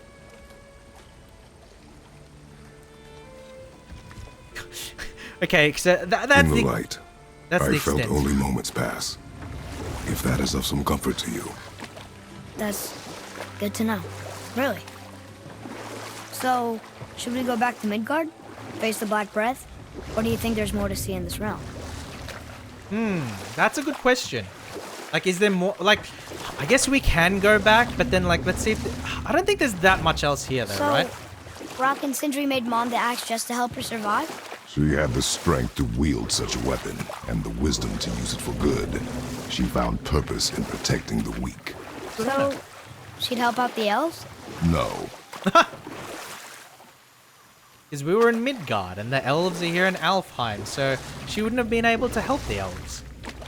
But yeah, I don't know why I've waited so long to like complete the point, but I wouldn't recommend playing this game until, you know, you can really dedicate yourself to it, because it's so based on, you know, feeling the emotions, that I don't think that just, you know, playing it for a couple of hours really gives it justice. Like, you really would need to, like, you know, go through a full campaign, because it really is based on the story, right? JP gives me the big old ellipses. Wait, what's that for, JP? What's that for? Why'd you give me the ... Why the ... my friend? You're back. I see Oh, you've been Cindy's busy. How observant. I am known for my attention to detail. You boys look like you're gearing up for quite the journey. Oh, we are. We are. All right, let's There's an let's abandoned talk to temple in Midgard that a fellow dwarf converted to his personal storeroom. Ooh. Packed it with all sorts of treasures he collected during his travels throughout the realms. Throughout the realms? Which ones did he go to? Well, dwarves What did can he go where they collect? want, you know? Fafnir was a, shall we say, aggressive collector of magical artifacts. The more he acquired, the more he desired. Jeez. There was no realm too dangerous. Oh, you can no actually relic move around too in these hazardous. cutscenes. I didn't realize that. He once ventured deep into Niflheim for a whetstone of all things. Huh. I Wait, bet that was Niflheim? quite the Isn't that like the whetstone. realm of dragons Does or this something? story have a point? Yes, it does. I just happen to have an entry stone to Fafnir's storeroom. Ooh, okay, that's You might pretty find cool. something useful in there. Neat. Thanks, Sindri. You're very welcome. Oh, and if you find that whetstone, well, it sure would be nice of you to bring it to me. Well, I mean, could we bring it to Brock instead, you know? Could we bring it to Brock? Alright, let's... I'd advise caution if you're heading to the storeroom. Last I was there, all manner of nastiness had taken up residence. Alright. Won't your friend be upset if we steal You all have the some stuff? lost items. These are items you left behind on the battlefield. No, not at all. He's Oh, okay, okay. I didn't realize that you Oh, could do that. Okay, sorry. cool. dead. No need to be sorry. I These mean, things happen when one it's travels fine. from realm to realm, collecting priceless artifacts that don't belong to you. Thanks for the commentary, Sindri. I don't appreciate it. None of these items are any good. What about this? Oh man, that gauntlet is really, really nice. But I mean, if we take a look, right, I need more ancient rubbles. And none of those are really worth. None of these. Oh wait, hold on. Nah, that's not worth it. Yes, my young man? I mean, he's already got And stuff. back to you. Based on. I mean, this is okay. Why not? Clarity, good health. Yeah, why not? It's just a good upgrade, right? And then, is there anything for the axe? No. Ah, the resurrection stone. Yeah, I could do with that. I could do with a resurrection stone. For the grave mistake pun. Ah, okay.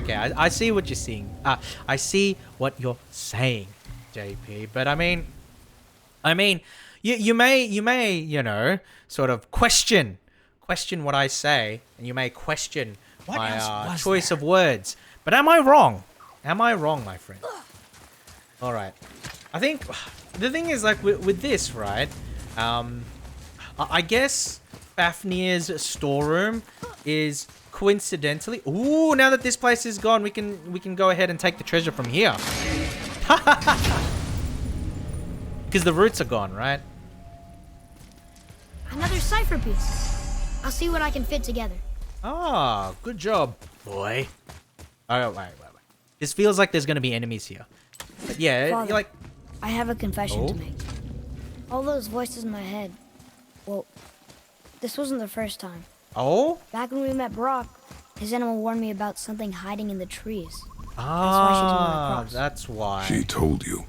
Well, I could just feel what she was feeling, what she was afraid of. It happens again. You tell me. Understand? I promise. Okay. Good. At least the two of them are like, I wouldn't say bonding, but at least they're starting to like see a little eye to eye, right?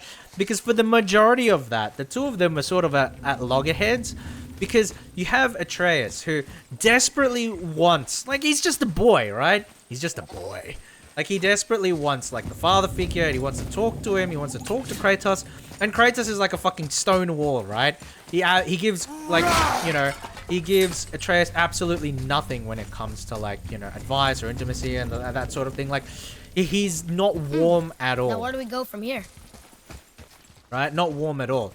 But then, towards the end of the chapter, which was quite nice, you know, they sort of like, I wouldn't say they reconcile, but they start to like understand, or you know, not even understand, but just like sort of reach a little bit of, you know, a common understanding.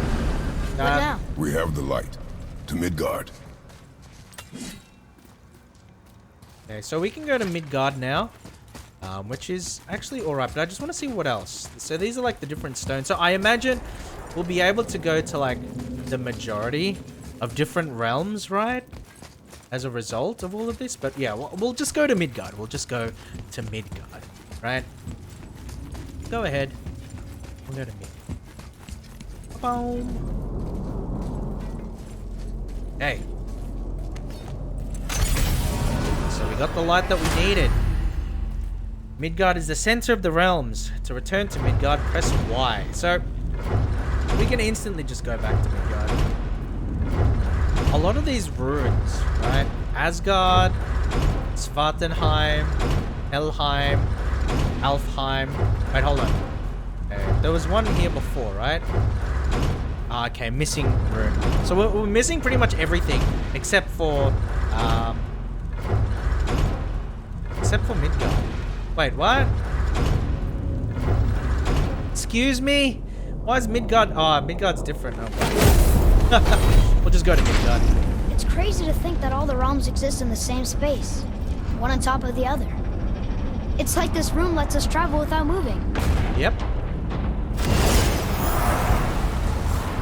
Man, if only real life worked like that, right? Imagine if you could just like click your fingers, you know, and then you can instantly travel to any other location, right?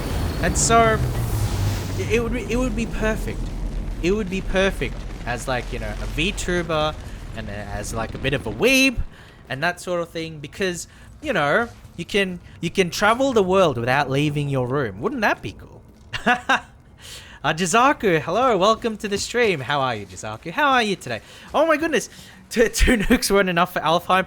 Were you here earlier?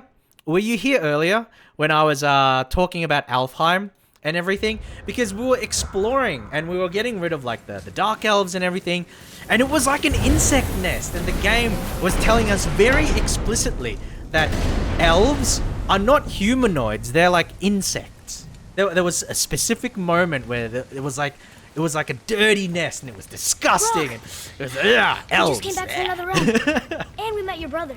But how are you today? How Not are you that today, old. Jizaku? Did you let that seed sop put hand to your blade? Hmm? You do know he lost his talent, right? I love Just how the up two of and them like left him one constantly day. arguing with each other Tried taking me down with him. in terms of like, you know, their skill and everything. Did he botch up on a girl? Oh, here we go. Quite the opposite. Oh.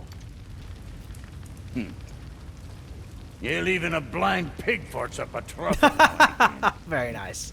Very But nice. you know what really counts? Consistency. And I got that coming out of all of my parts.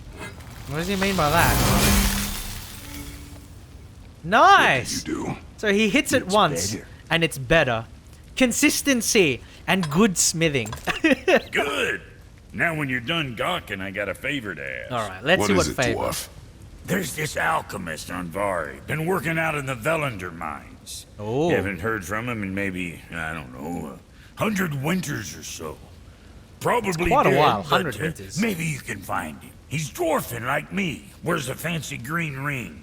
Owes me a favor. You look? If it is on our path. Oh, I see how I see how it is. Not a something-for-nothing type, are you? No, we're Fine. not. We're If you not. find Donvari, I'll make him whip you up something special. This entry stone here ought to get you inside those mines. Okay, so with like the entry stone and stuff, I guess that this is like what this is supposed to be, right? Because we have get to the mid. Because we have like the teleport point, and then we have a whole bunch of like I travel need that stones. alchemist for something I I'm imagine this is stewing like up where for we you. go to like all the different If areas, you're right? Smart, you'll find it. And then we can choose where we want to go. Fast travel. So we'll go Volunda Mines. I don't want to go to the Volunda Mines. Where I wanted to go was here to the Fafnir's storeroom, right? Because I think that this is like a better location. So we'll wait. Can we even go here? Oh, I guess we can't. At least not yet. Fine. We'll go to. Oh well, no, won't even let us. Really? So unfortunate. Wait. I thought that we were able to, like, go to these places, but I guess not? Eh? Okay, whatever. At least it tells us where they are, I guess. I mean...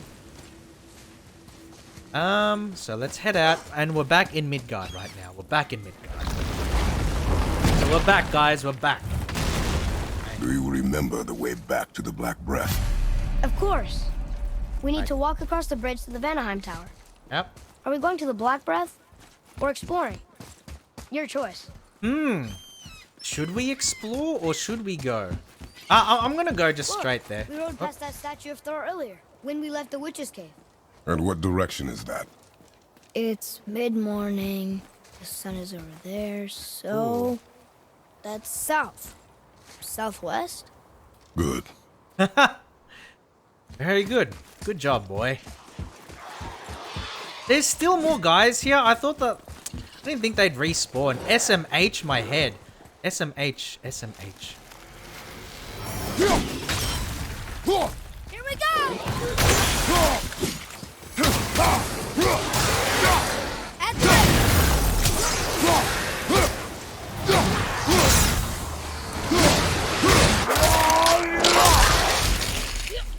Enemy down! Oh. Die.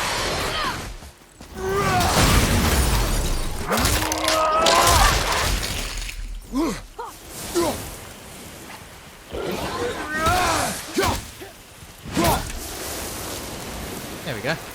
That was a bit annoying. How was that? Can you Can't read it now? these either. But they're No, different not from yet, the others. unfortunately. Unfortunately, you can't read that. Alright. We're gonna go through. We're gonna, like, clear the Black Breath, right? And then we're probably going to... I still can't like, read these.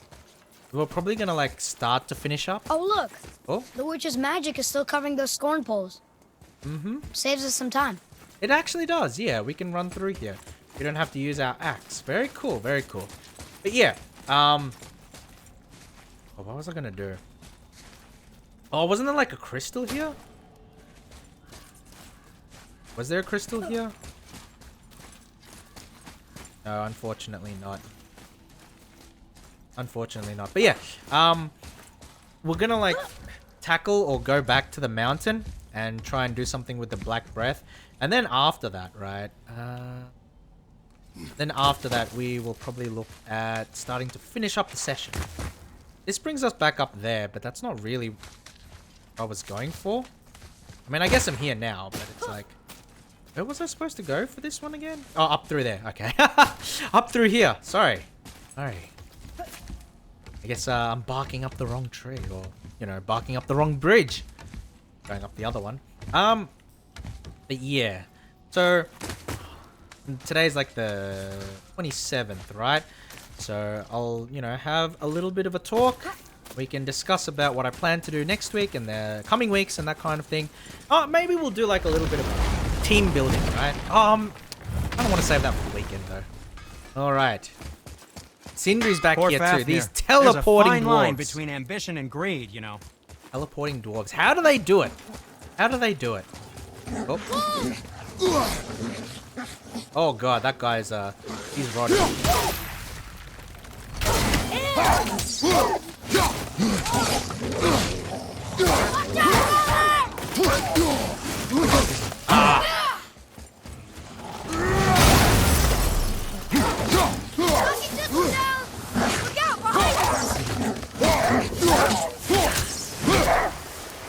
Okay. That wasn't too bad. Like I took like a couple of hits, but that wasn't too bad. Alright. So... Well, yeah, wasn't this like a... Didn't this get us right up to the top? Where the thing was? Or no? Come on, boy. Let's go. Let's go, boy. Very nice. We got ourselves an elevator. Very, very cool. I do say so myself. Alright. I don't think, like... This elevator doesn't seem to go very fast, but I mean, it is an elevator, right? It is an elevator.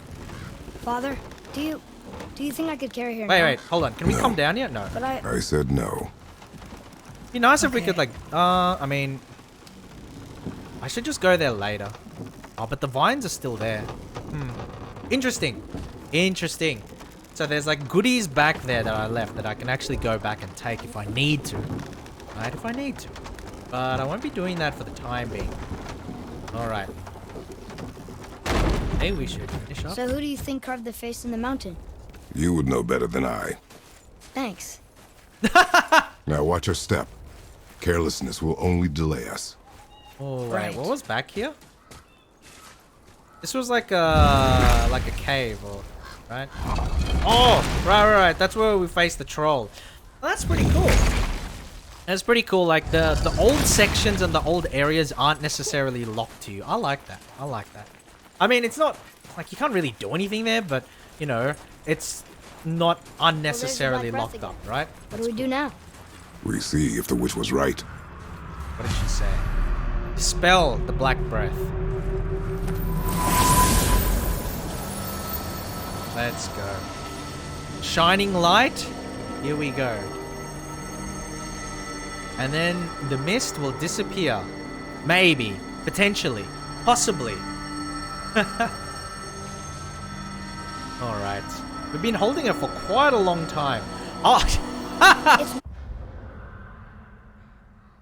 Oh! I'm like standing there waiting for like the cutscene to do something. And then it's like, oh no, we just need to walk forward with the light. I was just waiting for like a cutscene to happen, but no, we just walk through it. Come, let us finish Yeah, this. it's fine. Alright. Alright, that's not too bad. But like, what if it runs out halfway? What if it runs out halfway? Then we're really screwed, right? Like, imagine, like, you travel to different realms in order to get a particular thing, right? A particular item, a MacGuffin, if you will, that allows you to get through a previously unassailable barrier. But then it doesn't work. Imagine what happens then, right? Like, imagine you're in a story and then, you know, this happens and the magic item just doesn't work. Like, how would you feel then? What would Kratos do at that point? Would you just like give up, right? Because like you've tried everything and then like nothing works, you know? Oh man, I would actually love to see a game that like tackle that, right? Tackle that idea where nice. Then we climb. Then we climb. Really? You can't. Really? Kratos and Atreus can climb up that, right? They can climb up this, right? They can go all the way up there, but they can't climb up this.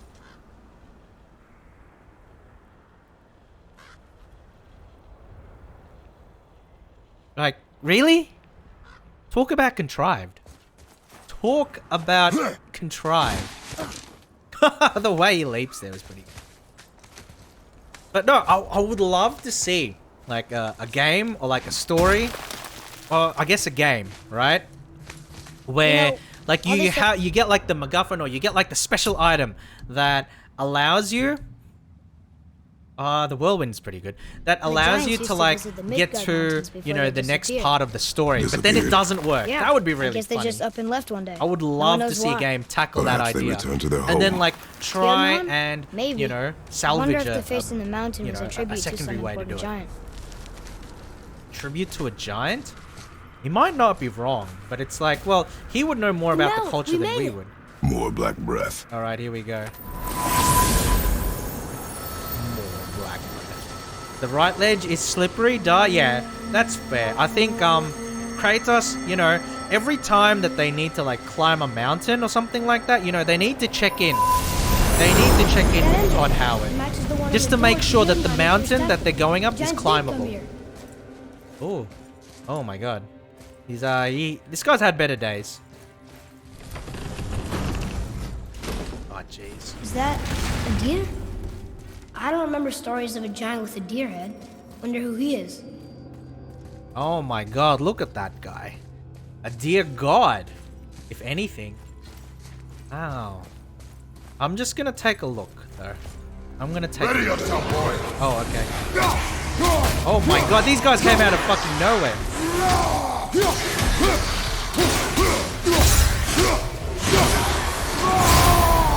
Get out of my sight. I know this is sort of like wasted on this, but like, I don't care. Is that sap? There we go.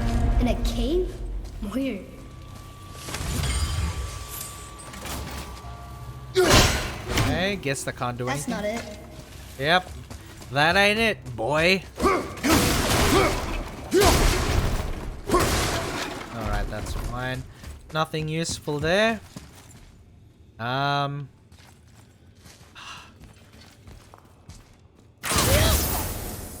The floor boy. That doesn't mean anything.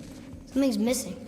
Yeah, we need to get the other there's one. A second light crystal around here? What does it say? Yeah, there has to be a No second yoked light beast, crystal. Nor fearful thrall, nor rooted tree doth know my call. Hey? Let's see if there's anything up above. Apparently not. So, yeah, the idea is that we do need to run... Atreus, to me! Run further into here. But then it's like, how do we like... That doesn't do anything.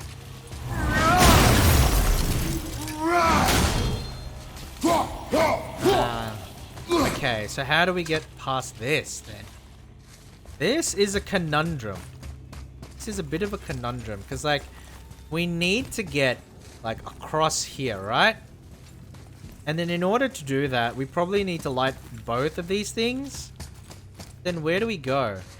Where do we go? Oh. Oh, interesting. Oh, really? There we go. And wait.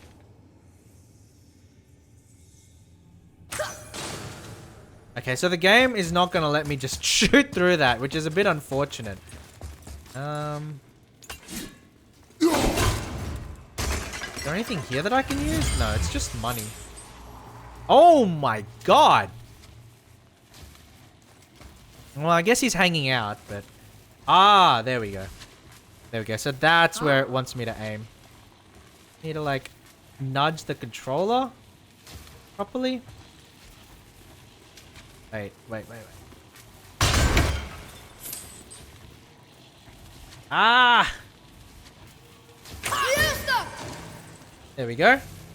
That lit it up. But then, what now? Right, that lit that up, but that doesn't really solve my problem, does it? In before the light crystal is in a super obvious place. I mean, I wouldn't be surprised, JP. I wouldn't be surprised. But like, I don't see it here, right? There's like nothing here. Yeah, like... Oh, you can still pull this around. Oh, okay. Nothing. I mean, nothing.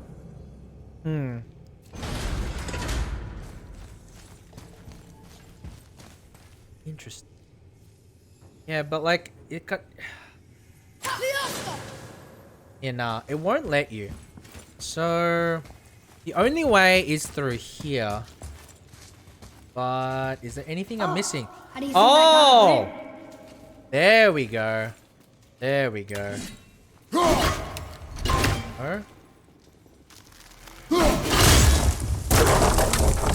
Oh, sorry. Sorry, Atreus. I didn't mean to like I didn't mean to kill you with the scaffolding. I'm sorry, boy. This place must have been important to the giants. It's like they're testing us. I'm sorry, boy. There we go. Nice, thank you, JP. Okay. It was a fairly obvious spot. And then now we can do almost make this. it out. And then we can move this back. And then he can read it, right? Then he'll be able to read it. Is it the answer? Freedom. Sure, that works. Freedom. Go ahead. Sure. Rouse. There we go. Very What's he nice. doing? Wait, this is a bad thing. Wait. What's going on here? What's going on here? Oh, thought maybe Oh. there'd be a bridge. Okay, that's fine. Your giants need to test us further. Alright, whatever. That's fine. We can fit through. We'll open the door. There's a crystal in that torch holder. Should I light it? That helps, right? Ooh.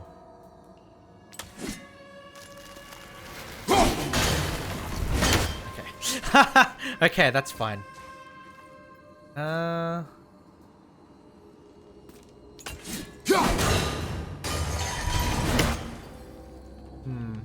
Guess we'll hop down here. Guess Not we much have we to go can down do. and go up. Yep. These passages seem too small for giants. Why do you laugh? Oh, you're serious. I am always serious. I forget. Mom always said you never took an interest in history. Giants are just a race, like elves and Holgerfolk. It doesn't mean they're big. What of the world serpent? Okay, in that case, giant also means big. There's only one of them. No, but the thing is, like, giant for this guy, giant for Kratos is like Cyclops, right? So, you know, giants would be, well, giant, but I guess it's not necessarily the case for everybody. I think this is a scenario in which you don't necessarily want to light everything up, right? Like the way that, the way that Kratos and Atreus sort of hint at it, it might actually be best not to light up everything. I'm ready. Where is this up? Oh man, it makes my defense go really, really up, but my strength goes way down. Oh, but it helps with cooldown, I guess?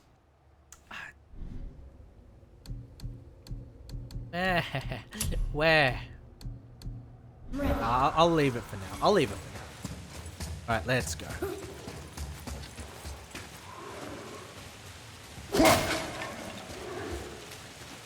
Okay. Oh, fuck. He's rubbing it so quick! Bobby, look out!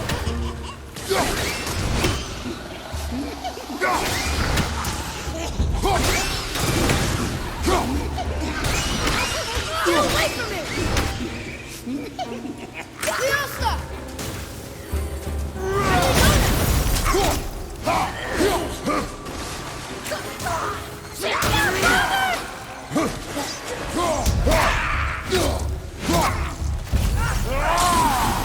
Oh, god damn it.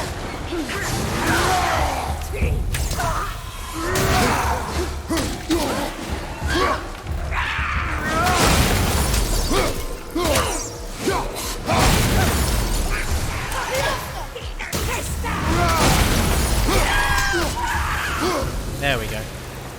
There we go. Not too bad. Not too bad. A little unfortunate because like I did like my special skill. I did my special skill right as they like turned invisible, so that was a little unfortunate. Okay, so ooh, secret path. And how do we get across there? Anything here that we can leverage? I don't think so. But I'll think about it later.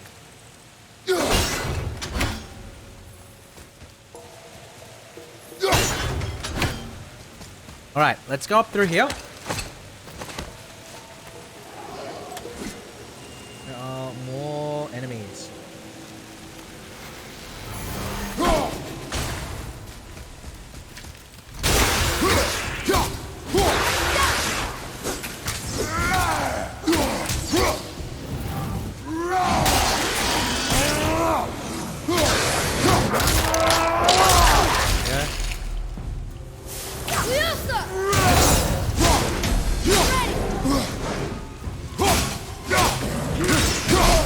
Ow. There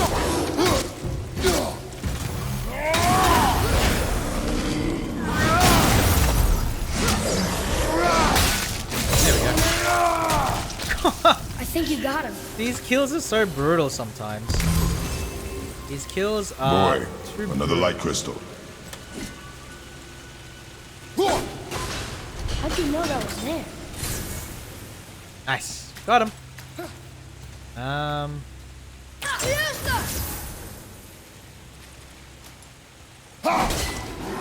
I knew it.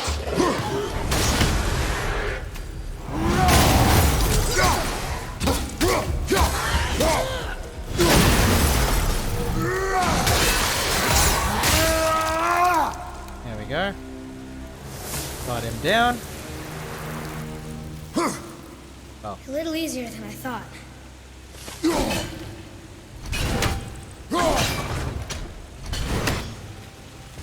Alright, so we can come across here. We hit that one doesn't do anything. That one doesn't do anything. Okay, so I don't know. Like this is pretty cool. Ooh, light crystal. We got a light crystal. Let's go, guys. Let's go.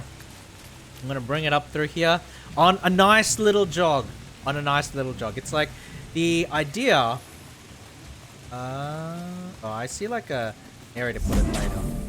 But can we open this?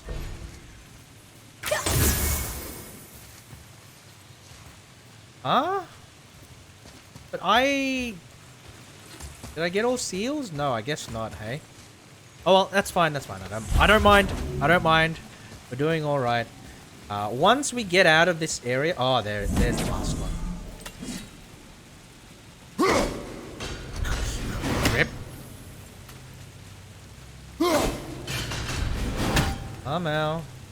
Alright, never mind. Never mind. You can't hit it from there. We have to be closer, right? So we're not in range. We're not in range, which is really unfortunate.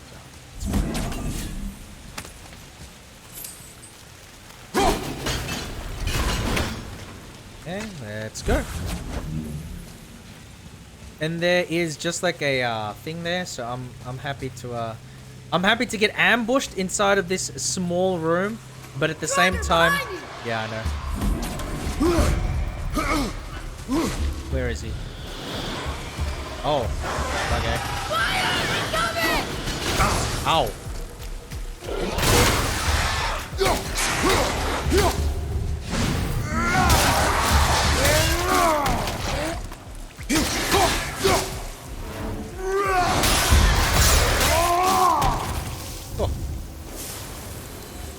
Nice. Okay, cool. I was able to deal with them relatively okay. Ooh, nice. And then now we can go ahead and lay the crystal here. Right, lay the crystal here. Let there be light. I think. Oh, read it, boy. Here. Boy. Yes, sir. Yes, sir. Ah, sorry. Huh. Interesting. I may want to write that down. You must have like the quickest handwriting, you know, anywhere in the world to be able to write that down, boy. Oh.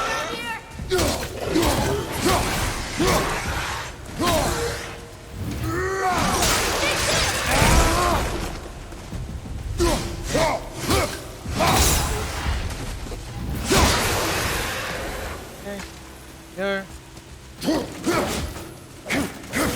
Sir. Sorry, lad. I'm too far away to hit those. Yeah, that doesn't do anything. Oh no, I'm not too far away to hit those. Never mind. Never mind. A little bit down. There we go. Nice. Got him. But then where do I go now? I guess we just come down through here. This allows us to go back to where we were before. And then where though? Right, and then where? Like across here? Through the tunnel here. Probably more zombies, but we can go under there. Unfortunately, we won't get like the secret chest, but I honestly can't be too bothered. Alright, I just want to go through like the story. Oh my god! Oh my god! I just gotta take a moment. Like, that's a lot of bodies, and there's a lot of I mean, there's like a lot of there's a lot of bad, you know, it's like it's smelly, they're all rotting. It's actually quite a horrible environment. But we will persist, guys. We'll persist and we'll keep going through it. So let's go. Oh my god. Spiders. Spider webs. Tell me what you see. Well, wait, there's like a knight helmet up there. Did you see that? Giants. Correct. Thieves seeking treasure. See the traps? Oh yeah. Lucky for us, they set them all off. Oh. Be grateful these stay dead. I was gonna say, like, you know, they set all the traps. I wouldn't be too sure about that, boy. You know, don't, you know, don't count your chickens before they hatch, right? Ooh, okay, we're on the other side now. Nice! We made it across! We made it across. Now, there's gonna be like a fucking boss here, isn't there? Isn't there? Read it, boy. Can you read it? Like, look at that. That Yes, is sir. just begging for it. Begging for like an entrance. This is Duroth, From a one of the enemy 4 monster. stags of the World Tree. Oh. He's supposed to watch the entrance to Jotunheim while the giants slip. Ooh. One of the stags for the World Tree. Impressive. Think he's still there? I do not know. Let's take a look at the lore. A stag of the World Tree who watches the gates of Jotunheim. This really is the Giant's Mountain. Oh. Nice. Nice. I mean, it is a big mountain, after all. The Giant's Mountain. Alright. I want to see what's through here, though. Okay. Boy, over here. What is that? What I've is seen that? this language before. Oh? Hey, what is it supposed to be? The serpent cannot be spoken to, but his belligerence towards the Aesir is unmistakable. The destruction of Tyr's temple is infeasible while he remains. However, his presence has caused the Lake of Nine to submerge it completely. Therefore, the larger aim of fettering realm travel is still achieved. Interesting. So they're talking about the world serpent and how he stands in contrast to the Aesir is like the Nordic gods. So like the equivalent to the Greek gods would be like the, you know, the Olympiad, right? Or Olympiad? The gods of Olympus, right? Gods of Olympus. The Aesir, right? What yeah, there was something else I was gonna say, but I can't remember. What about this? It's just like he didn't really need to be so violent. Why is Kratos so violent? All right, let's go through the door. Let's go through the door. Oh.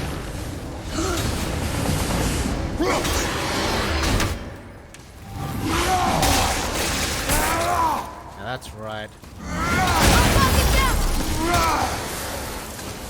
Okay, very nice. Oh. Okay, so these were like the roots or the vines earlier. And so we're now on the other side of like this room, right? We're now on the other side. Yeah, unfortunately we can't do anything to it. Ooh. If only we... I'm not gonna bring a fucking... Wait. Can we take this crystal? Can we take this crystal? Because I want to move a crystal over so that we can read the thing. Focus up, boy.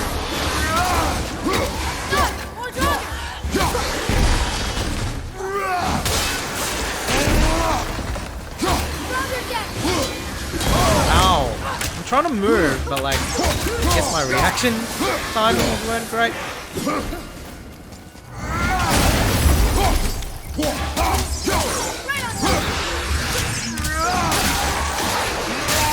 Oh my god. Kratos is so brutal when he wants to be. Our goal. We find a way up. Kratos is so brutal when he wants to be. We're not gonna go up yet because through here we can definitely see there's like a way to like treasure. So we're, you know, we are we're grave robbers. We desecrate ancient temples in order to get that sweet crafting loot, right? That crafting material. Alright, so we're gonna go ahead and go up here. Wow. Through here. The highest peak in the realms. Think Mom knew this was the Giant's Mountain? Well, I mean... No, the request has been more complicated than she could have foreseen. Are you sure about that? What if... It's a name, I think. Razzler. What if she intentionally did all of this, hey? What if she intentionally did all of this? Right? What's like, that? Kratos is maybe, perhaps Weird. wrong. There's a candle all tangled up with string and some sort of animal hide. Oh. Some kind of lantern? Oh. No wick, though. Oh. That is of no use to us. The Bifrost lights our way. We're the wick. We're the wick. Hey, But... who do you think lit these torches? The dead don't need light. Eyes open. Go. I don't want to go down. Oh, maybe I do. Is there anything like down here? That's... Oh, this is like where all the buckets are knocked down. So we might be able to get like some coins out of this, right? Yeah. We get a little bit of coins, and then we can make our way back up. But we'll light this first. And then that can bring us up back to the top there. Alright, cool. Yeah, this is just where we were earlier. So this is just a way of coming back down, if necessary, without having to worry about, you know, going through the longer climbing scene of like the cliffs and everything. Or like, yeah, because we can't get back the other way, can we? Just because of the jump necessary. So that's fine. That's fine. We're nearly on the way out, guys. We're nearly on the way out. Oh, what's this thing? What's this winch and crew? Can you do anything with that? No, I guess not. I guess not. I was gonna say we're on the way out, but it doesn't look like we're on the way out. Oh boy, what's up here? This is like a full-on mining facility. Whoa. What Part is of the all mountain. this? Where are we? A mine. And if Yeah. this claw reaches the summit, our goal is near. Boy, get back here. All right. How do we use it? Ascend the cave shaft. So we're just gonna go around looking for things that we can use. I already have full thing. Ah, okay. Looks like something's supposed to roll on these. Can he hit through there? No, it won't. I was hoping he could Looks hit like through something's there. supposed to roll on these. Something's supposed to roll on these? Ah, yeah. So... let's see. Let's see, here we go. I think I see how this works. Oh! The Oh! claw's on one side, Boy! and if we get this unstuck... No! You fucked it for all of us! Oh no! This I think the rope's stuck stupid under boy. that rock. All you was had to careless. do was listen to my Yes, sir. instructions. Sorry, sir. Better be sorry. better be sorry. It's unbelievable. He's my son? My son would be able to follow instructions. Stop. That's But fine. maybe we can find our way up through there. After, you know, getting rid of those things. That's fine. Fiesta! What's with that truck? Ready and wait. Whoa! Yeah, above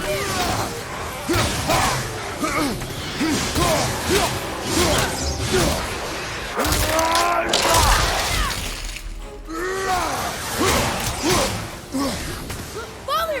This one!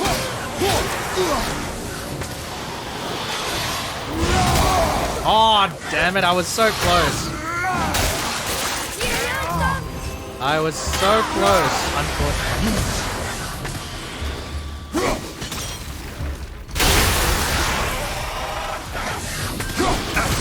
Oh.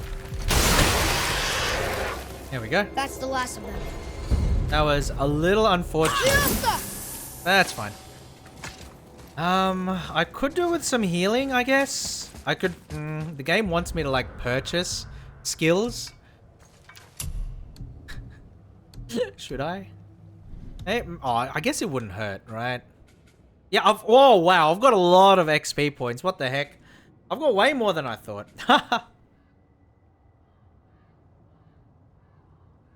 Ah, okay. So after landing, recall, and then...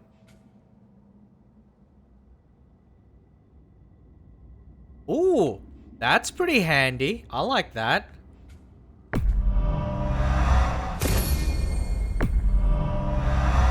But then, like, leveling up on the close combat skills is still good, right?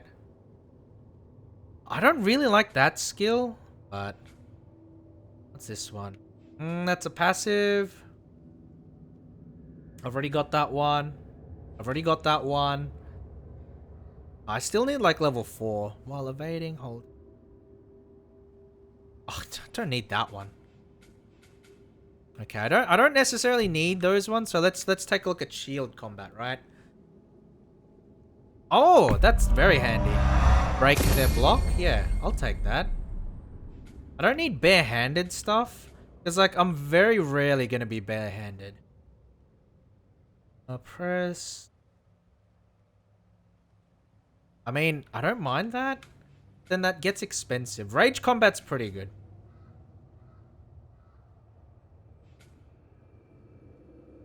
Oh, that's super handy.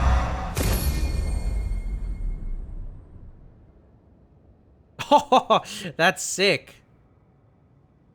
Oh, that's pretty good too, actually. So, but they use so much. Well, what about bow skills for the boy?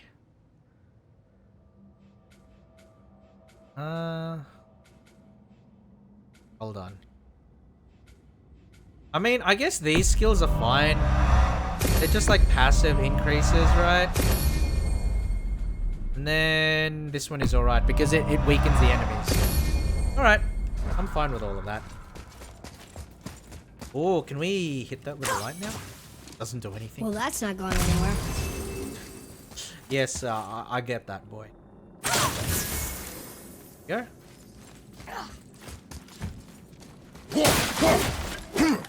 Right. Come.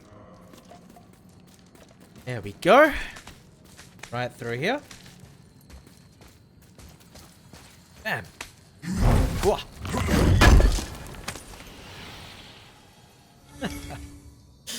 Oh man, that's so bad. Boy. Like, I think that, like, I don't know, it's a staple of just about any game, right? But anytime you go through ancient ruins, I feel kind of bad Now, where do we because, go from here? like, you know, we're essentially grave robbing, right? And especially more so for this game, because they talked about how, you know, there were people that tried to, you know, rob the graves, and they got caught in the traps, and then it's sort of portrayed in a way where, like, it's justice that they got caught by the traps and that they're all dead, right? However, you know, we're doing the same thing, You know, I right? think the giants not only mine We're the doing the mountain, same thing, so actually realistically, live like, wouldn't it be justice There's if got we to be die a as better well? deal for this giant. like it does. Okay, so this kind of route, I don't think we can do anything about at the moment. Let's go through that. So, let's see what we can do up here.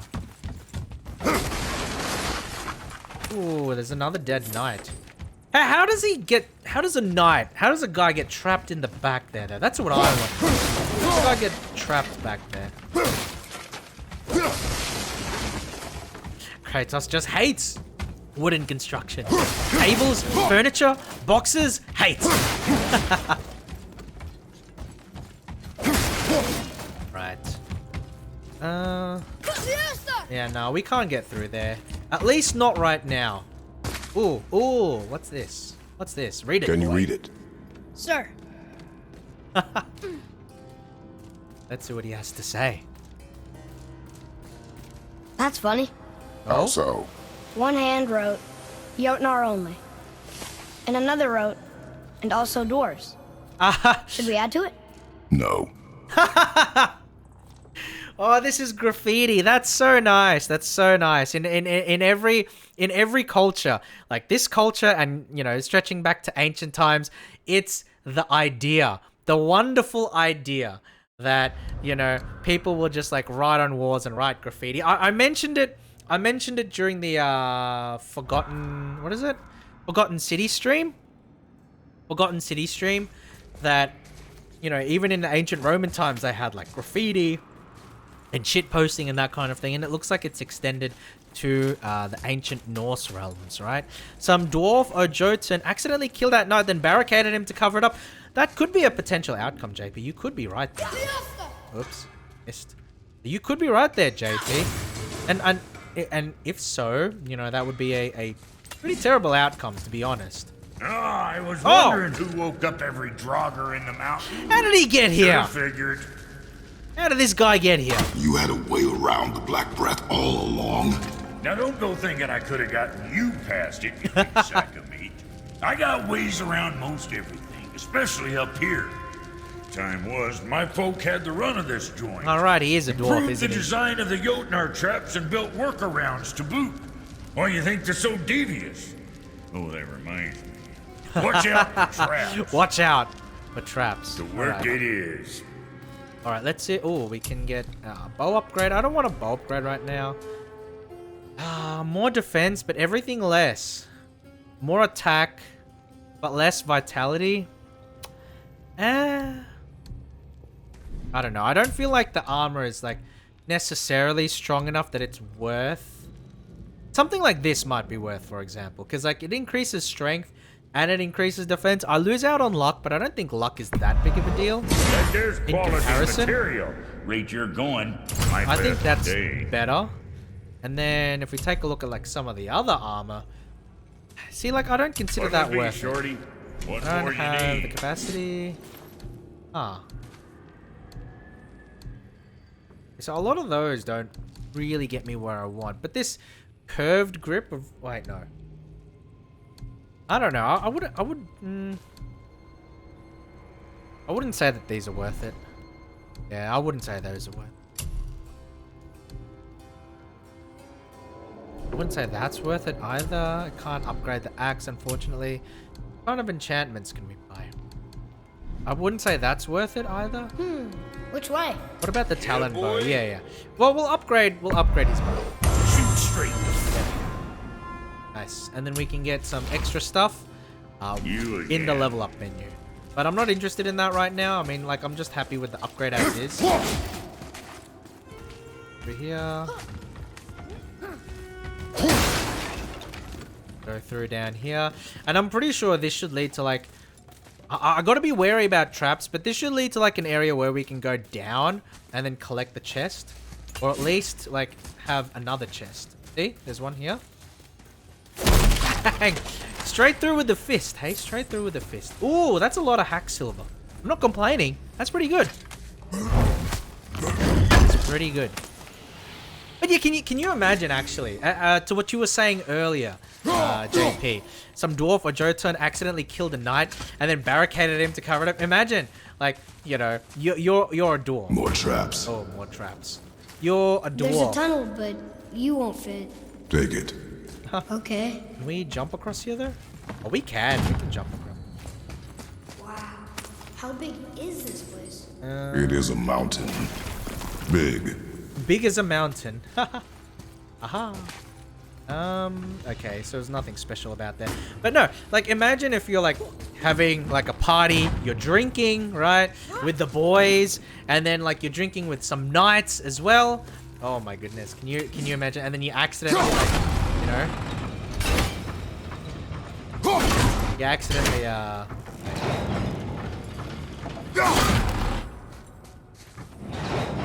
it will eventually go through, right? Ugh. Nasty. Wait, this I don't is know what we're still doing here. fine though, right?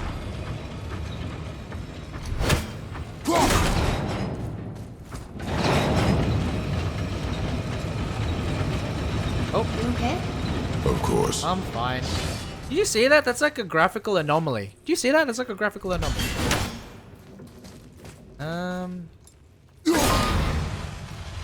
Okay.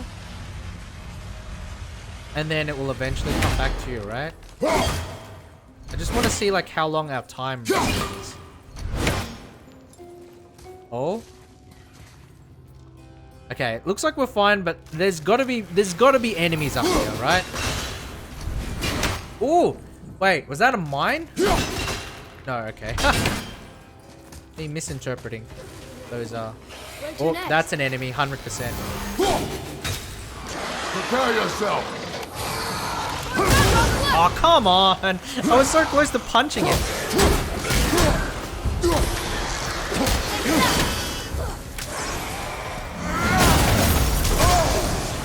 Ow.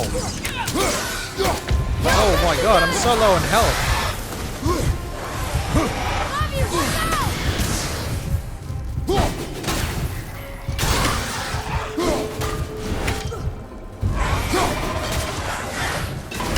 Oh my god, I'm so low on health. Better.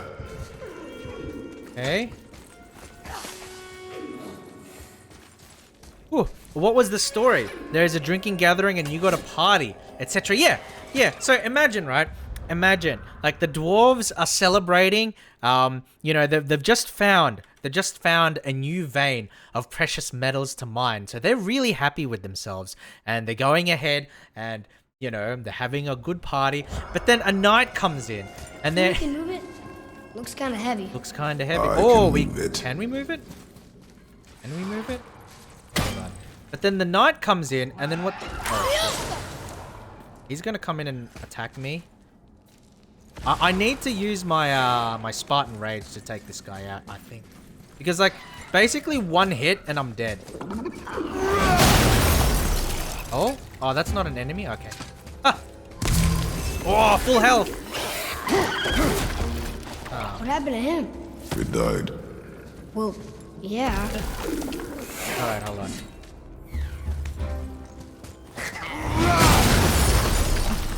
Oh, he lives. But yeah, what happens, right, is that, you know, the dwarves are And celebrating. we're stuck. Card's still attached to the... I see that. Yes, I do too. There. Let's go! Yeah, they're celebrating like finding a new vein, right? And then what happens is that the knight comes in and he's all drunk, right? And then the dwarves are sort of like, you know, boasting, right?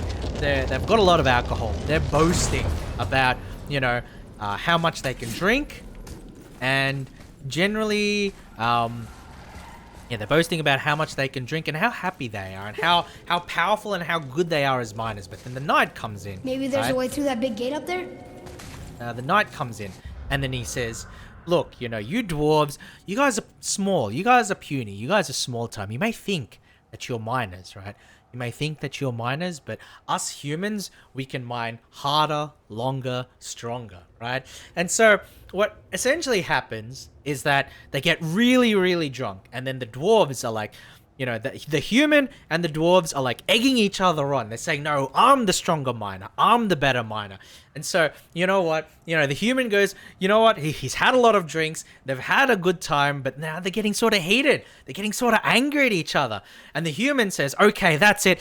I'm going to prove that I'm the better miner. You just watch me. I'm going to go right into the mountain, right here in the heart of the mountain, and I'm going to start digging. And I'm going to find gold. I'm going to find precious metal, and I will prove to you puny, small, manlet dwarves that humans are superior. And then so what he does, he goes, okay, give me some space. Give me some space. And then he starts digging, and then he starts digging. And then what happens is that, you know, he actually makes some headway. You know, he digs into the wall, and the dwarves are thinking, oh, my laddie, I'm so concerned about this human, because they're worried that, you know, after all of their boasts, that this human, this random knight who's not even a miner, will actually come in and prove that he is superior miners to the dwarves. So what they do, because the guy's still drunk, remember, the knight's still drunk, so he's digging. And then the dwarves say, you know what, he's probably not even gonna notice, right? He's not even gonna notice. We're gonna board it up right behind him as he's digging. So the knight is just digging. He's got the pickaxe going, bang. He's in full armor and everything, right? You know? And then, like, the dwarves just, like, you know, quietly put together like a, you know, like a scaffolding, like a wall right behind him, right? And then they build it up. And then the next thing you know, like, the knight is unable to see. And he goes, what's going on? And then, you know, he turns around and he realizes that he's been trapped. But unfortunately, instead of, you know, trying to run away, trying to break open, you know, the wall and try and escape and save his own life, yeah, unfortunately, he's crashing, right? He's crashing from all the alcohol. He's had a little too much to drink. And so what happens is that, you know, he collapses, right? He passes out because he's thinking, oh, man, you know, I'm so out of it. I'll wake up in the morning, right? And the dwarves, they say, all right, you know, in the morning, we'll get him out. We've had a good joke. We've had good fun. And we've proven that we're better than him, right? Because he stopped. If it was us, if it was a dwarf mining that hole, we would have kept going. Because we don't need light to continue mining. Why? Because we're dwarves, right? And then so, you know, they wake up in the morning. And they've got a huge hangover, right? The dwarves have got a huge hangover. And then, you know, they say to themselves, oh, man, you know, what about that guy? Oh, we'll leave it until later. And so what eventually happens is that, you know, the afternoon passes by. The dwarves start to recover. And they say, you know, oh, we'll leave it until later. The guy will be fine. And then the evening comes, right? It's been almost a full day since they've trapped that human at night inside that wall. And they say, okay. You know what? We'll just leave it until tomorrow. And, you know, like the dwarves, essentially, they just forget about him. They keep putting it off. They keep prolonging things, and they keep waiting, you know, until, you know, the knight can, you know, sort of come out on his own, and they can just pretend that none of it ever happened, right? But the knight's already dead, right? He's probably choked in his own vomit or something. But because the dwarves never actually, you know, took the initiative to break down the wall and get the knight out, you know, they let him die. Right? And so the moral of the story there is, you know, try not to procrastinate, right? If there's something that needs to be done, if there's something that you need to do, then do it straight away. Don't wait, right? Don't put it off until later, because if you put things off back too far, if you put things off, you know, too late, then what tends to happen is that you miss your opportunity to do the thing that you wanted to do in the first place. So like the dwarves, right? The dwarves intended to get the knight out of there because they just wanted to, like, you know, just stick it in his face that he's not the best miner. But because of their procrastination, you know, because that they kept delaying it, they kept, you know, pushing it back, then what ended up happening is that they missed the window of opportunity to actually do what they intended to do. And as a result, the knight died. Right? And that's so unfortunate. And on that note, friends, let's hop into the Zatsu, because speaking of procrastination, speaking of letting things drag on a little too long, I'm taking a look at the time now and I'm saying, oh my goodness, you know, it's a little bit later than I expected. I actually have things that I need to do before I go to bed. So, so please bear with me. Please bear with me. We'll have a little bit of a chat, but we've saved the game for now and we can continue it next time. But yeah, because like I've got a stream like scheduled tomorrow too, right? So we should be good to go for that as well. But yeah. How good was that segue? How good was that segue? How good was that segue? But no, we'll head to the Just Chatting panel and I will be with you in just a moment. Hey, hello guys. Hello. Hope you're all doing well. I really do appreciate you guys being here. You know, I do think that like I do want to be more consistent with my streaming. I think I've mentioned it quite a few times at this point, but it's like the number one thing that I want to do with my streams. It's like the ability to be more consistent with what I do. Hopefully you enjoyed the story. Hopefully you enjoyed the little story. I sort of just made it up on the spot, you know? I made it up on the spot. So I hope you enjoyed that little story. But with God of War, I'm having a lot of fun with it. The sort of issue, I guess, I'm having with it, it's like it's nothing to do with the game necessarily. It's just that it's a little bit difficult to like kind of juggle talking on stream with the game itself. So I'm hoping that, you know, going forward, I'm able to manage that balance a little bit better, you know, you guys. Because even like the game is fun to play, and I think that also I would want to make a little bit more progress. Like, you know, it's really cool. It's got fantastic like cinematic direction and aesthetic design and everything. So I definitely want to keep playing it, and I will probably make it like, you know, like the kind of like the main game, I guess, that I'm playing, in addition to like Expeditions Rome. And the reason for that is because it's the sort of game where I feel like you need to have a lot of momentum, right? Because it's so story oriented, what tends to happen is that if I'm not able to like present it consistently, then you know, it falls into the problem of people will forget certain story beats and it just won't be as enjoyable, you know, to watch and to play through and that sort of thing. So I'd want consistency, which is something I want more with my streams. But yeah, I had a lot of fun getting through that Alfheim section and exploring like the heart of the mountain, right? And I'm hoping that we can continue and finish the heart of the mountain tomorrow and then get to like the next point, you know, like the next major area in the story, because I'm having a lot of fun so far. And what I'm really finding interesting, right, is the sort of back and forth between Atreus and Kratos, because it's like the idea that you know, it's like Atreus is badly wanting someone to be warm, to be like a good father figure, to be close, and you know, to be talkative and to be supportive, right? Atreus is definitely wanting that. But for someone like Kratos, like that's not in his nature, right? That's not in his nature. That's not what he knows how to do. So it's really difficult for him. And so what I think is like, it's really cool because the game sort of like shows a bit of the progression from like point A to point B, where like the two of them sort of like mature and like grow and become, you know, accustomed to each other and that kind of thing. So on one hand, you have Atreus being more comfortable, right? Being more comfortable with how Kratos looks at the world. And then you also have Kratos as well, who's like opening up, right? And being more emotional and being more available to his son. And only now, like only with today's session, like we saw like a lot of the conflict, as in we see where the two of them start off with, right? And there's tension there. And then we're now starting to see just a little bit hints of like, you know, the two of them bridging the gap and meeting somewhere in the middle. And I think it's cool because it's not just a coming of age story for Atreus, but it's also like, you know, sort of like emotional and mental maturity story for Kratos as well. And I think that that's pretty interesting. think that that's pretty interesting. But yeah, I want to thank you guys for coming along.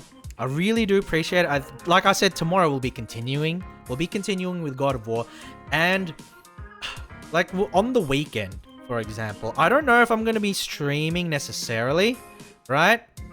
And the reason is because I've got like other projects, right? I've got other projects that I want to work on and that I feel as if are fairly important, if that makes sense, right? Because there's things going on next week and then the week after that I need to prepare for. So it's like, you know, video editing projects and stuff like that. It's still all for VTubing. Like it's not for work. You know, it's not for anything professional. It's just for VTubing, guys. It's just for VTubing. But, you know, it's stuff that I want to work on, and I don't know if I still have the time left over to, you know, stream and that kind of thing on top of all of that. However, if I do, then I will. And I will probably want to do like I'll either, I don't know if I want to continue God of War, but on the weekend, but what I would want to do is like a team building stream for Pokemon, right? Team building stream, because I think that would be pretty interesting. Also from like, you know, the perspective of someone who is like into Pokemon competitively. I can sort of explain the team building process and explain like a common cause, explain common concepts and that kind of thing. So it'll be like a kind of a 101 session, right? On competitive Pokemon doubles VGC. And I think that would be interesting to go over, and like I would get something out of it as well, because I am, you know, sort of like putting my team together. So like right now, you know, there are like, I guess I kind of have elements of my team already like determined, right? But I don't have the full thing put together yet. And the reason is because like there's like the meta, and then there are Pokemon that can act as like anti-meta, right? So I'll give an example of what I mean, right? I'll give an example. Oh my god, that's like the first drink I've had. First drink of water I've had since streaming. I probably need to drink more. But I'll give an example of what I mean, right? So there is a like a Pokemon like Kyogre. If you guys know what Kyogre is, it's like a giant whale Pokemon. When it comes out onto the field, it sets the rain, right? So its water attacks are super powerful, and Kyogre along with Groudon, I think, are like two of the most powerful Pokemon that exist within the competitive space, right? So Kyogre and Groudon, like Weather Wars and that sort of thing, they're two of the most powerful Pokemon to exist within the space. But I'll give an example of like an anti-meta Pokemon, and an anti-meta Pokemon would be something like Palkia, right? Because a lot of teams are built around supporting Kyogre. So having a Pokemon like Palkia, which is Water Dragon, right? So it quad resists Kyogre's water attacks, but it can also hit it really hard with dragon moves as well, right? And then, so for example, it's not just Kyogre. If we talk about Groudon as well, because, you know, those two are almost always relevant together. Then, you know, because Palkia is a water type, then it hits the ground type of Groudon really hard. So it's like this idea that you have team archetypes that are meta, but then you also have like outside picks that are specifically designed to counter those Pokemon, right? And that would be anti-meta. And I think that if I'm going to have special Pokemon in my team, such as the legendary Cantonian birds, then I'm going to have to make an anti-meta team instead of a meta team. Because if I just make a team with like all meta Pokemon with like a Galarian Articuno, then I'm just going to be like the meta but worse, right? So I'm going to need to, you know, put together some picks that are, you know, strong in the meta, but are selected more for what they counter as opposed to what they do.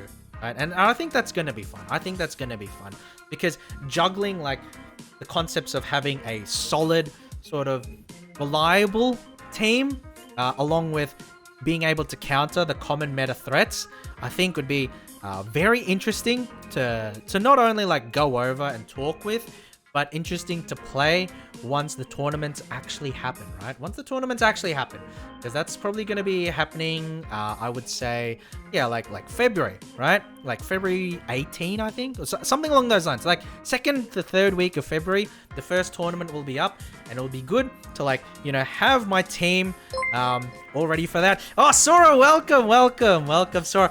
Oh my goodness. Hello, Ivy. How are you today? Vic, welcome to the stream. Welcome, Raiders. Let me shout out. Let me shout out Sora. It's okay. So I know, Sora, you're playing the Menhera simulator, right? So welcome, Raiders. My name is Toru. I am a turtle VTuber. How are you guys doing today? I was playing God of War earlier, but now I am actually...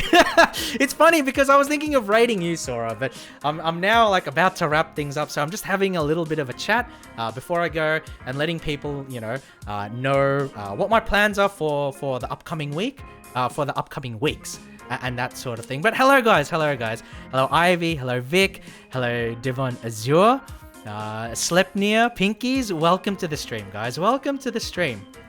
How's everybody doing? A Menhera simulator. But we didn't succeed in saving her. Oh no.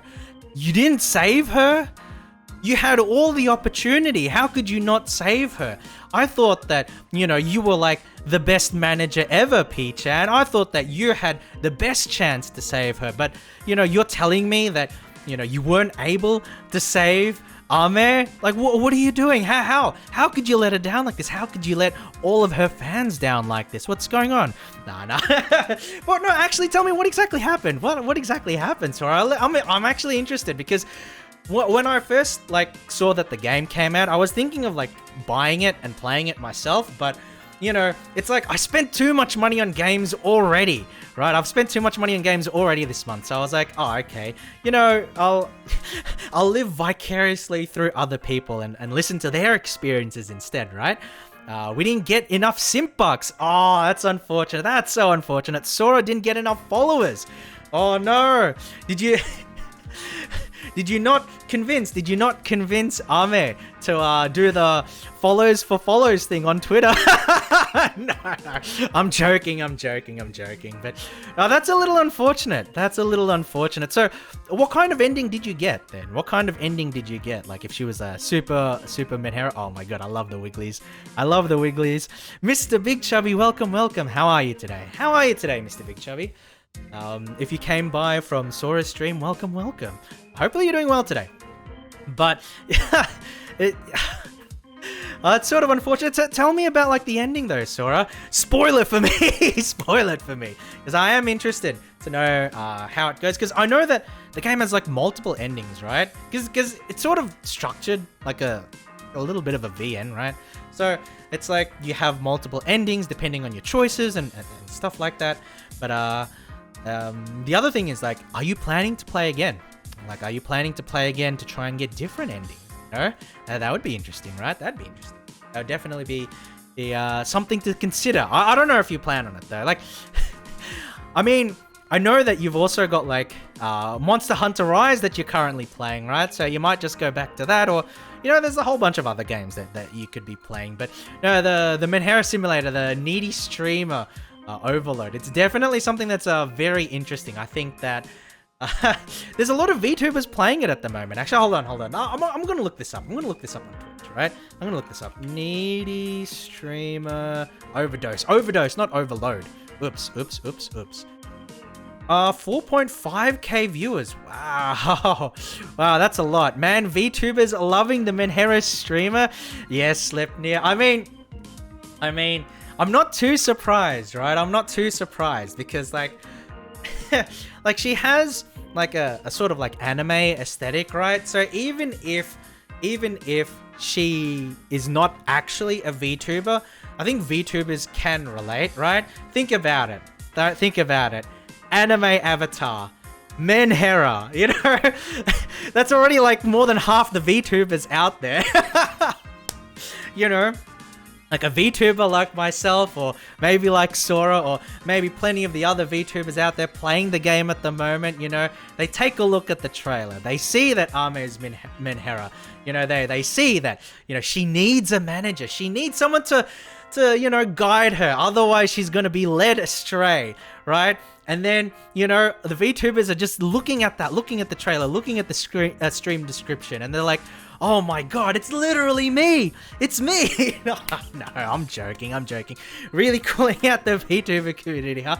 I actually don't think that that's the intent. I mean, like, I joke, and like, it's funny to make jokes, haha, teehee, but I actually don't think that it's, I don't think it's specifically aimed at the VTuber community, and I also don't think that, you know, like, I'm sure that there are potentially VTubers out there. Oh, thank you for the follow, Pinkies. Thank you for the follow. Really appreciate it. Thank you so much. Thank you. But I imagine there would be VTubers that may, you know, relate to like the subject matter and that kind of thing. But I also do think that there are a lot of VTubers out there that wouldn't necessarily relate to that kind of thing, right? Because like, it's meant to be more of like a cynical take of like the sort of like streamer to viewer relationship and the role of like people in the background and, you know, the separation of the stream versus, you know, the real person, right? And so even though there might be people and there might be VTubers that sort of relate to that kind of you know, that kind of dichotomy, there are also a lot of streamers and a lot of VTubers out there that, you know, that can sort of take it for what it is, but they don't personally relate to it, right? You know, like right? You know, it's like not every VTuber out there has like a secret boyfriend or girlfriend that they're not telling stream about, right? like not everybody's like that. So it's a very like satirical, cynical kind of look at it, you know, and there may be some people where it applies to, but I'd also imagine there's a lot of people that it doesn't apply to as well. So, you know, it's a little bit of fun, but I personally wouldn't, you know, like I personally wouldn't like try and read too much into it. I know that there are people that, oh my god, it's me, and it's fun to joke about, but again, I don't think it's something that, you know, we should really try too hard to read into as like a one-to-one parallel, right? Well, it can be aimed at the VTuber community. It can't be aimed at the VTuber community, rather, because the streamer is an e-girl and not a VTuber. True, Sleipnir. Yeah, I mean, it's like people, I don't know, VTubers sort of flock to it because it's like an anime aesthetic. But realistically, it's meant to be like a face cam streamer, right? So she's more like an e-girl than an actual VTuber. It's just that you have the anime aesthetic, so you get convinced it's an anime avatar. Thank you for the redeem, Vic. Thank you for the redeem. I will drink the water right now. I've got a big cup of water that I've only taken like 1 or 2 sips out of the entire stream, and I probably do need a sip right now. So thank you for the redeem. Thank you. All right, yeah, because she puts on makeup and a wig. She never has an avatar. Yeah, exactly.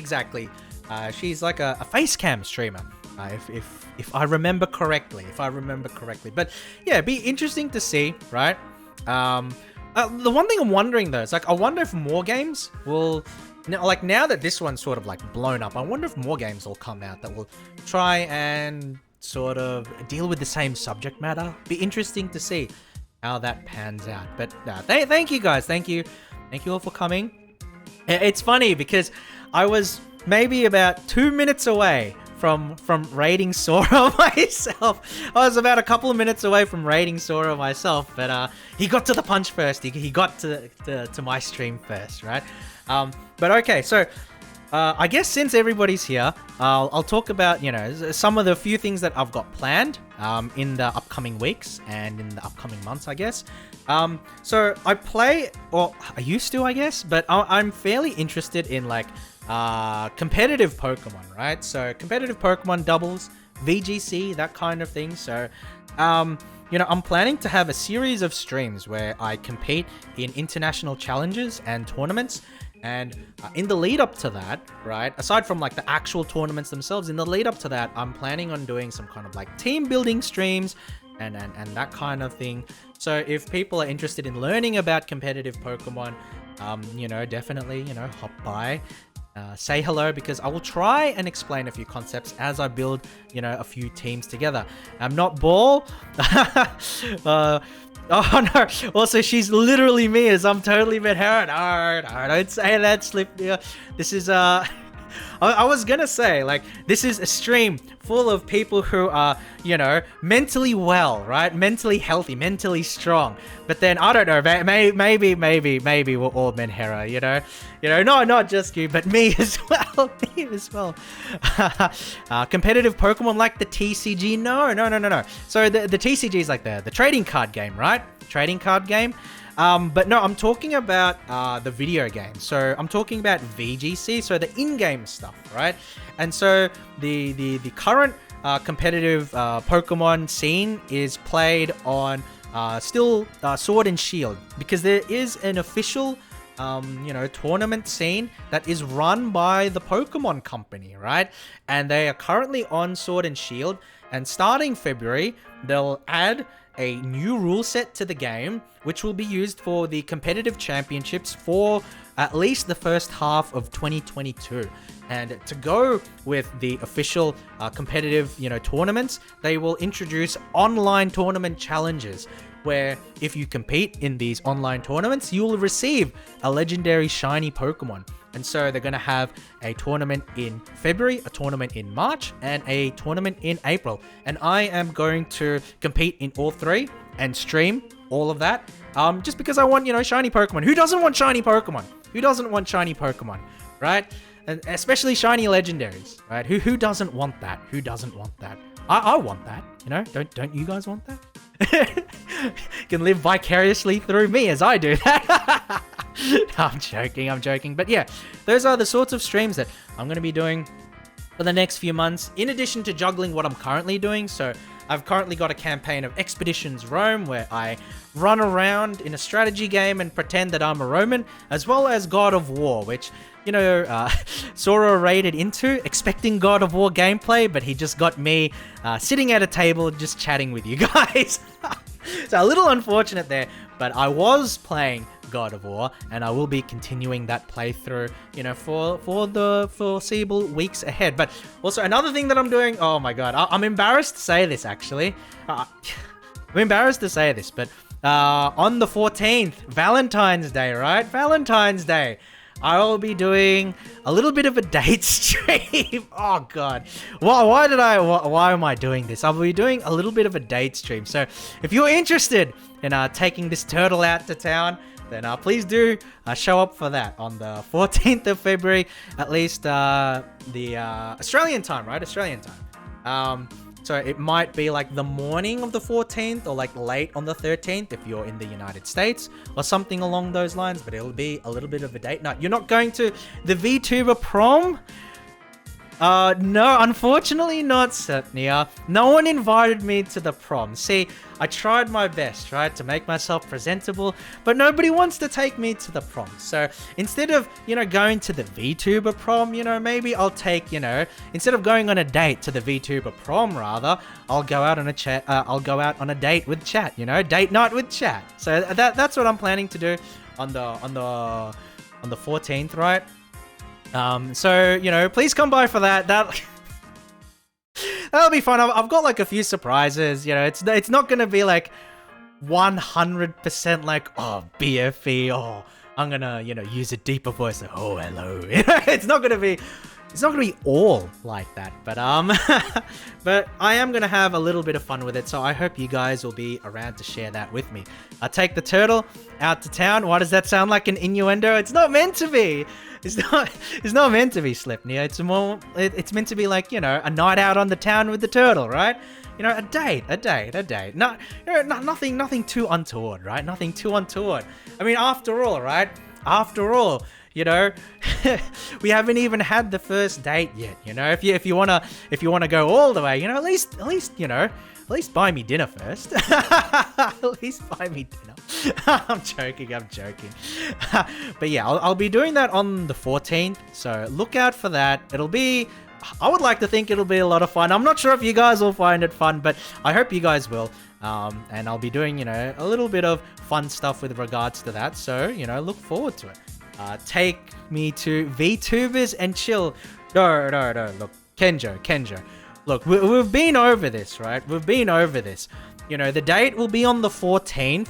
the date will be on the 14th, but that's no reason and that's no excuse to, go off the handle early and, oh, VTuber and chill. We're gonna, do this and do that and, do all sorts of things that I can't really talk about on Twitch. So, just keep it in your pants, my friend.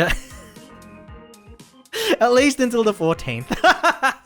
At least until the 14th. Oh my goodness. But yeah, I'm looking forward to all of that, and I'm looking forward to having a lot of fun with you guys. So yeah, please look forward to it. I'm going to be a little bit of a self-shill and shill my Twitter, because I'll post all updates to my stream on Twitter. If I'm streaming a particular day, when I stream, if I decide to do gorillas, if anything happens with regards to my stream, it will be on Twitter. And look, you don't need to follow me, don't need to do anything like, oh, looks like Vic's already followed me. Thank you.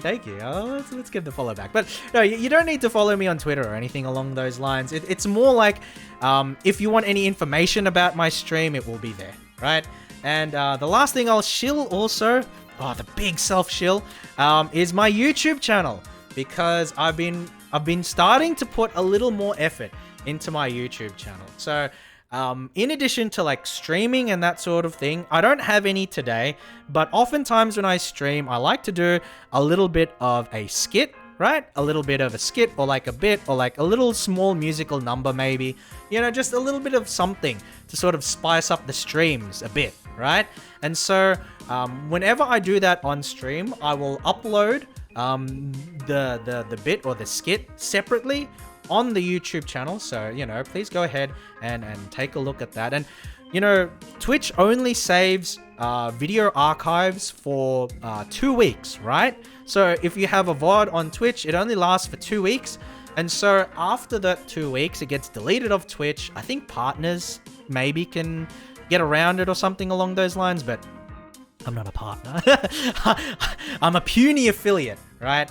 So if you want to catch any of my older streams that are over 2 weeks old, they will be on the YouTube, right? Oh, thank you for the follow, Snipney. I really appreciate it. Thank you so much. Thank you so much, man. Can't you make a highlight video to keep the VOD forever? Yes. Yes, you can. Yes, I think that's the workaround that I've seen some people use. I think Bat does that, right? Bat at Video Games. I think she does that, where she just highlights all of her VODs so that they stay up forever. But the problem with that is I don't think that the UI for watching VODs is particularly good on Twitch, right? So if like you want to watch a VOD, I'd rather that you go to YouTube, because I think that the whole site is sort of like set up better for like an actually enjoyable, like a VOD watching experience, right? Because like the Twitch player is kind of right? Whereas the YouTube, video player is fine. So, it's just for convenience, and, I like having all of my content there because it acts as an archive, as well as like, a place to post, my little skits and that kind of thing. But in addition, I'm planning on doing more stuff with regards to like stream clips and everything, because I know that a lot of people out there may be interested in what I'm doing, or I don't know, maybe they're not that interested in what I'm doing. But it's nice to have a place where I can put together clips and then just like dump it on the site, and if people want to go look, then they can look, right? Because for the majority of my streams, I tend to have like a short clip, like a short 40-second, 30-second clip that I post on Twitter afterwards.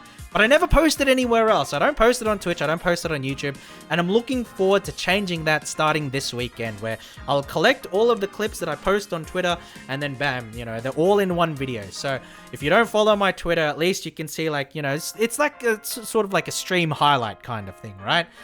Stream highlight kind of thing, and that's what I am planning for that. So, exciting things in the future. And a lot of this is just because like at Turtle Corp, my expected workload this year is currently not as bad as I was dreading. So I actually have more time to put into VTubing. So, I'm hoping that with that extra time and that extra effort, I can build consistency and build a lot of content, because I feel like I'm okay at streaming, and I want to share my thoughts. I want to share the games that I play with you guys, and have fun and chat and all of that sort of thing.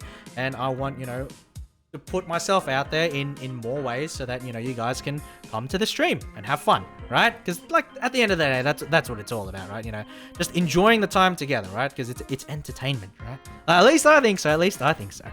And you can get sidetracked with VTuber clips while you're at it. Yeah, Kenjo's right. You go, okay, I'm going to look at one VTuber clip, right? You're going to look at your old buddy, you know, Toru's, you know, clip or whatever. And then the algorithm just chucks like a million VTuber clips at you, right? And your recommended list is permanently ruined. You go, okay, I'm going to watch one clip. And then the algorithm, your recommended page goes, you watched one VTuber clip? Now everything in the recommended list is going to be a VTuber clip. You can't escape. You know, the algorithm's got its clutches in you. And that's... and at that point, it's like, you know, you don't even go to streams anymore. You just watch clips. You just watch clips. Oh, definitely better than I am. You're good at being interesting while chatting. Oh, thank you, Slip. Yeah, I'll try and catch your stream sometime if I can. But you know, thank you for the compliment. I appreciate it. Thank you. I try. You know, because like at the end of the day, I want you guys to be having fun. I want you guys to be interested and that sort of thing. You know, it's like with God of War, right? Or games like God of War, games like Expedition Rome and stuff like that. If I merely wanted to like play the game, I can do it myself, right? I can just play God of War solo, right? I can play Expedition Rome solo, right? But, you know, the fact that I'm streaming it means like I want to at least offer something from my own personal perspective. And if it's just me like being a motor mouth and chatting and that kind of thing, you know, as long as you guys are finding it fun, that's the main thing to me, right? That's the main thing to me. You mean permanently blessed? Algorithm is super evil. You mean permanently blessed? I mean, I think we can take what you're saying, Pinkies, and we can say what Kenjo's saying, and then we can combine it. It's blessed, right? It's blessed because it's the idea that you're having a lot of fun. You know, watching all of these clips because it's entertaining, it's fun, it's cute, you know, it's cool, and it's all of that sort of thing. But then at the same time, it's evil because once it gets once it gets the claws in you, then it'll never let go, right? You'll never let go. You'll never escape, right? You know, you'll be. Not that I'm. Not that I'm speaking with any, you know, personal experience, you know, but you know, you might need to, you know, you're up on your phone at like 2 a.m. in the morning or 2:30 at the morning, you know, you're just watching VTuber clips and then you're crushed because you're having a lot of fun watching those clips. But at the same time, you realize that you need to get to wake up for work at 7 a.m. in the morning and you've only got, you know, like 4.5 hours left before you need to wake up. And so you're watching these clips, but you're stuck. You're you know, it's got a hold on you and you can't switch off the phone. You can't put it aside and you can't go to sleep. And so it's evil, but it's also blessed. So it's very blessed. It's very blessed. Yeah, you watch one football recap. Algorithm is cool and loves VTubers. I agree, Sleipnir. I think that, like, I feel like VTubers are a particular niche. And look, there's other niches out there, right? There's other niches out there. But VTubers are a niche wherein it's very focused. So if you start searching for one thing, then it will start recommending you a whole bunch of other things. Because the way that, especially with corporate VTubing, right? So we're talking about Hololive. We're talking about, you know, Nijisanji, right? The way that that's set up is that you have a whole ecosystem of people that, you know, clip them, right? So there's people that clip like big streamers and that sort of thing, but they sort of exist on their own island, right? So each streamer has like, you know, a handful of people that really clip them and then go viral or whatever. But with VTubers specifically, because they work as part of like a corporate structure and you have like gen mates and you have collabs and that sort of thing, then the ecosystem of support for clipping, which means more videos, is really, really strong, you know, compared to a lot of other niches which might be the same. But yeah, I think that that's probably one of the reasons why VTubing and clips get really well looked after in the algorithm.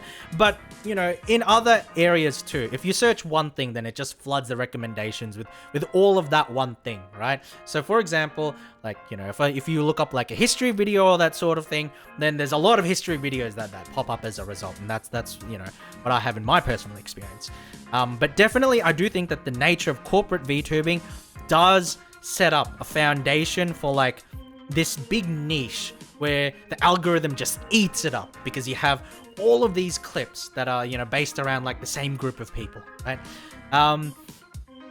Yeah, you watch one football recap video and your whole screen is full of whole screen is the day Messi murdered player XYZ, or the match that when Ronaldo shocked the world, and it's all clickbait and cringe. Like, JP, the day Messi murdered the other players on the field, you won't believe what happened. You won't believe what happened, you know? Goal number 6 will surprise you. Yeah, that tends to happen a lot. That tends to happen a lot as well. You know, like the whole clickbaiting kind of thing. Yeah, my times are kind of whack. So don't sweat it. No, don't worry, Sleepney. I'll give a look. I'll give a look. Maybe I'll like watch a VOD or something like that. But you know, if you're live and I'm around, I will give you a watch. All good. All good. Very blessed. Yes. I do agree, Pinkies. Very blessed indeed. Remember that person you used to watch? Gone. No more. Recommended. But haha, funny video. Yes. Oh, it comes in waves, doesn't it? Like when it comes to special interests on like YouTube and the way the recommended works, sometimes it comes in waves, right? But you have like this sort of thing where it's like, you know, you're watching one type of video. I remember like a year ago, right? A year ago, I went through like a sort of phase where on the way, like when I took turtle transportation on the way to Turtle Corp, right? In like the morning commute or like the afternoon commute, I would, you know, watch a lot of like speedrun videos, you know, like summoning salt videos and stuff. You know, I don't speedrun myself, but it's like, you know, like speedrunning videos, right? where they go over like the world record progression of, you know, this one obscure record from a game from 30 years ago or whatever, you know, like summoning salt videos, if you guys are familiar with that. And so like I used to watch a decent amount of those, and I watched like who else did I watch? I watched like Tomato Anus and like Carl Jobst and stuff like that. And so for a while, my recommended was like all speedrun videos, right? All speedrun videos and all this like weird stuff, right? But like now, you know, like I said, it comes in waves. So like if I take a look at my recommendeds now, it's probably like mostly VTuber stuff. Oh, actually, well, let's take a look right now. Let's take a look. Hold on. I'm not gonna log into my account on desktop because that's a bit yab. But I'm gonna take a look at on my phone. Let's see what it comes up with. Let's take a look at this. Yes. Okay. So competitive Pokemon, VTubing. As expected. It's mostly VTubers. Not that that's a surprise to me, or a surprise to anybody. But no, yeah. But if you guys get a chance, you know, maybe check out the YouTube. It doesn't have a lot of content there yet, but you guys are catching it at the right time, because it's like it's right around the time where in the coming weeks and months I'm going to be pushing a lot more content there. And maybe what I might do is like start doing like pre-recorded videos and that kind of thing, you know, if I get the time. No promises on that, but you know, clips, skits, I think. I guess we can show one. Let's show one, right? Because I am an undeniable shill. I'm an undeniable self shill. So I'm gonna show one off, right? So you guys can see. Which one should I do? It's like my YouTube has been pretty degen for a while. I can imagine that, Kenjo. Knowing you, I can imagine that. Oh my goodness. Okay, hold on. We got the link up. So I don't know how many of you guys are familiar or remember Animaniacs, right? I don't know how many of you guys remember that show from like, was it like the late 90s or whatever? But I actually do have a redeem. Oh my god, oh my god. I'm getting in all the shilling today. Oh god, this is too good. I have a point redeem. I have, yes, the country song, yes! Oh my god, yes!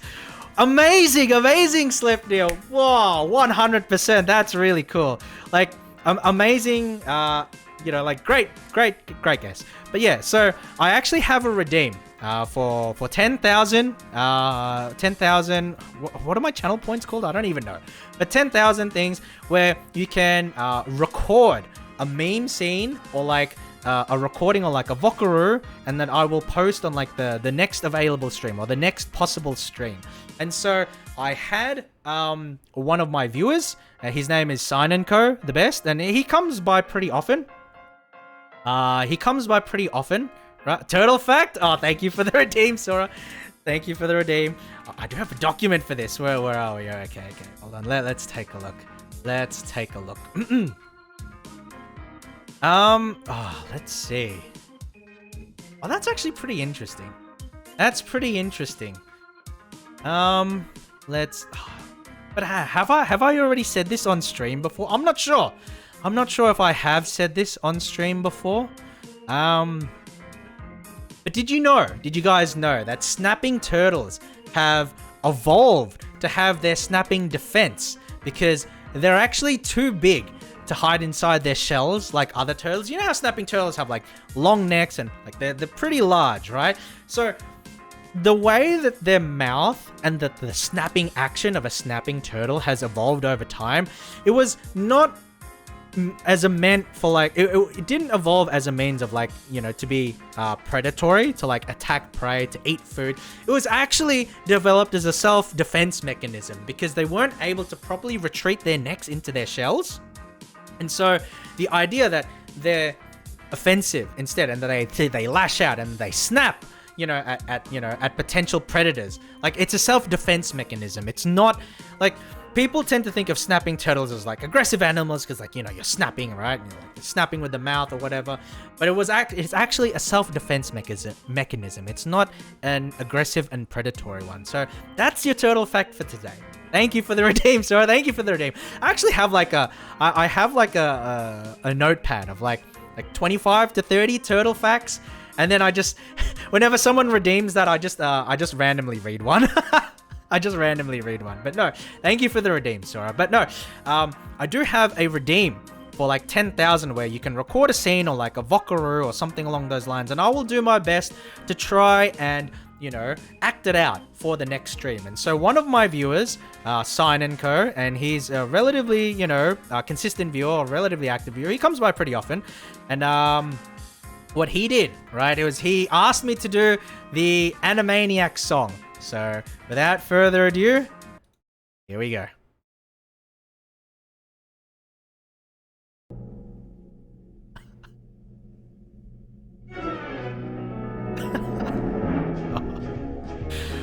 Oh my god. United States, Canada, Mexico, Panama, Haiti, Jamaica, Peru, Republic Dominican, Cuba, Caribbean, Greenland, El Salvador too, Puerto Rico, Colombia, Venezuela, Honduras, Guyana, and still Guatemala, Bolivia, then Argentina, and Ecuador, Chile, Brazil, Costa Rica, Belize, Nicaragua, Bermuda, Bahamas, Tobago, San Juan, Paraguay, Uruguay, Suriname, and French Guiana, Barbados, and Guam. Norway and Sweden and Iceland and Finland and Germany now in one piece. Switzerland, Austria, Czechoslovakia, Italy, Turkey and Greece.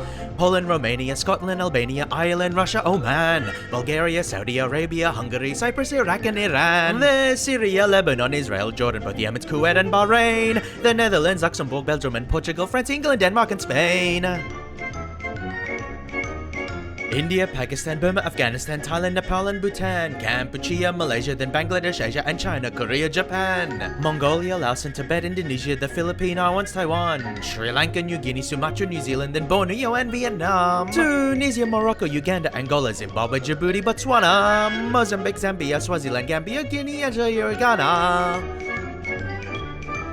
Burundi, Lesotho, and Malawi, Togo, the Spanish Sahara is gone. Niger, Nigeria, Chad and Liberia, Egypt, Benin and Gabon, Tanzania, Somalia, Kenya, Mali, Sierra Leone and Algiers, Dahomey, Namibia, Senegal, Libya, Cameroon, Congo, Zaire, Ethiopia, Guinea-Bissau, Madagascar, Rwanda, Mahore and Cayman, Hong Kong, Abu Dhabi, Qatar, Yugoslavia. Great Mauritania, then Transylvania, Monaco, Liechtenstein, Malta, and Palestine, Fiji, Australia, Sudan. Oh man, that was actually really, really hard to do, right? Because like it took me like 3 takes, I think, to get it, and then I just sort of spliced it together. But I was listening to the voice actor. I forgot his name. But I heard him do it live in one take. I heard him do the entire thing in one take, and I was gobsmacked. I was like, what? How could you do that? How could you do that? 3 takes? Yeah. It was like 3 takes. It was like 3 takes. So what I did was like, I sort of like subdivided, I subdivided everything and then sort of like spliced it together. Right? So, it wasn't too bad for me. It wasn't too bad, but I heard that the original voice actor for Yakko, right? Because he's the one that sings the song. He did the whole thing in one take. He did the whole thing in one take, and that was so amazing. Oh, and another little aside to that, right? When I showed that off on stream, because I did it, I showed it off on stream.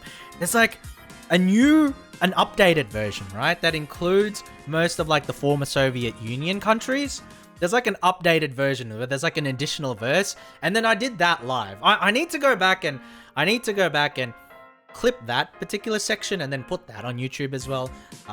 But I had a lot of fun with that. Yeah. The whole like Yakko's World thing is really fun, and I enjoyed doing that. And it's a sort of like a meme or like shitposty things that I do enjoy doing on stream, because it's like games are fun, chatting is fun, but the idea that you just create like a small video or like a small song and have a little bit of fun with it, I really enjoy that. And that's something that I want to sort of like bring to a lot of my streams if possible. Like I can't do it every stream.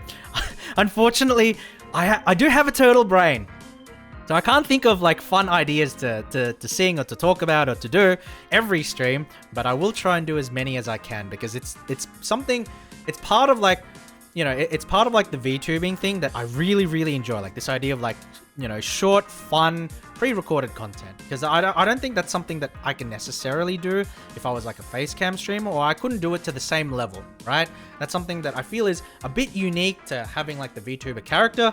And that's one of the reasons why I really enjoy it. Brazil, have you been to Brazil? I have not. And as far as I'm concerned, you're not taking me there, JP. So, just stay where you are. Dude, that's so little. That's amazing. 3 takes. Thank you. I mean, again, like, come to Brazil. I'm not going to Brazil. I'm not coming to Brazil. You can't make me. No.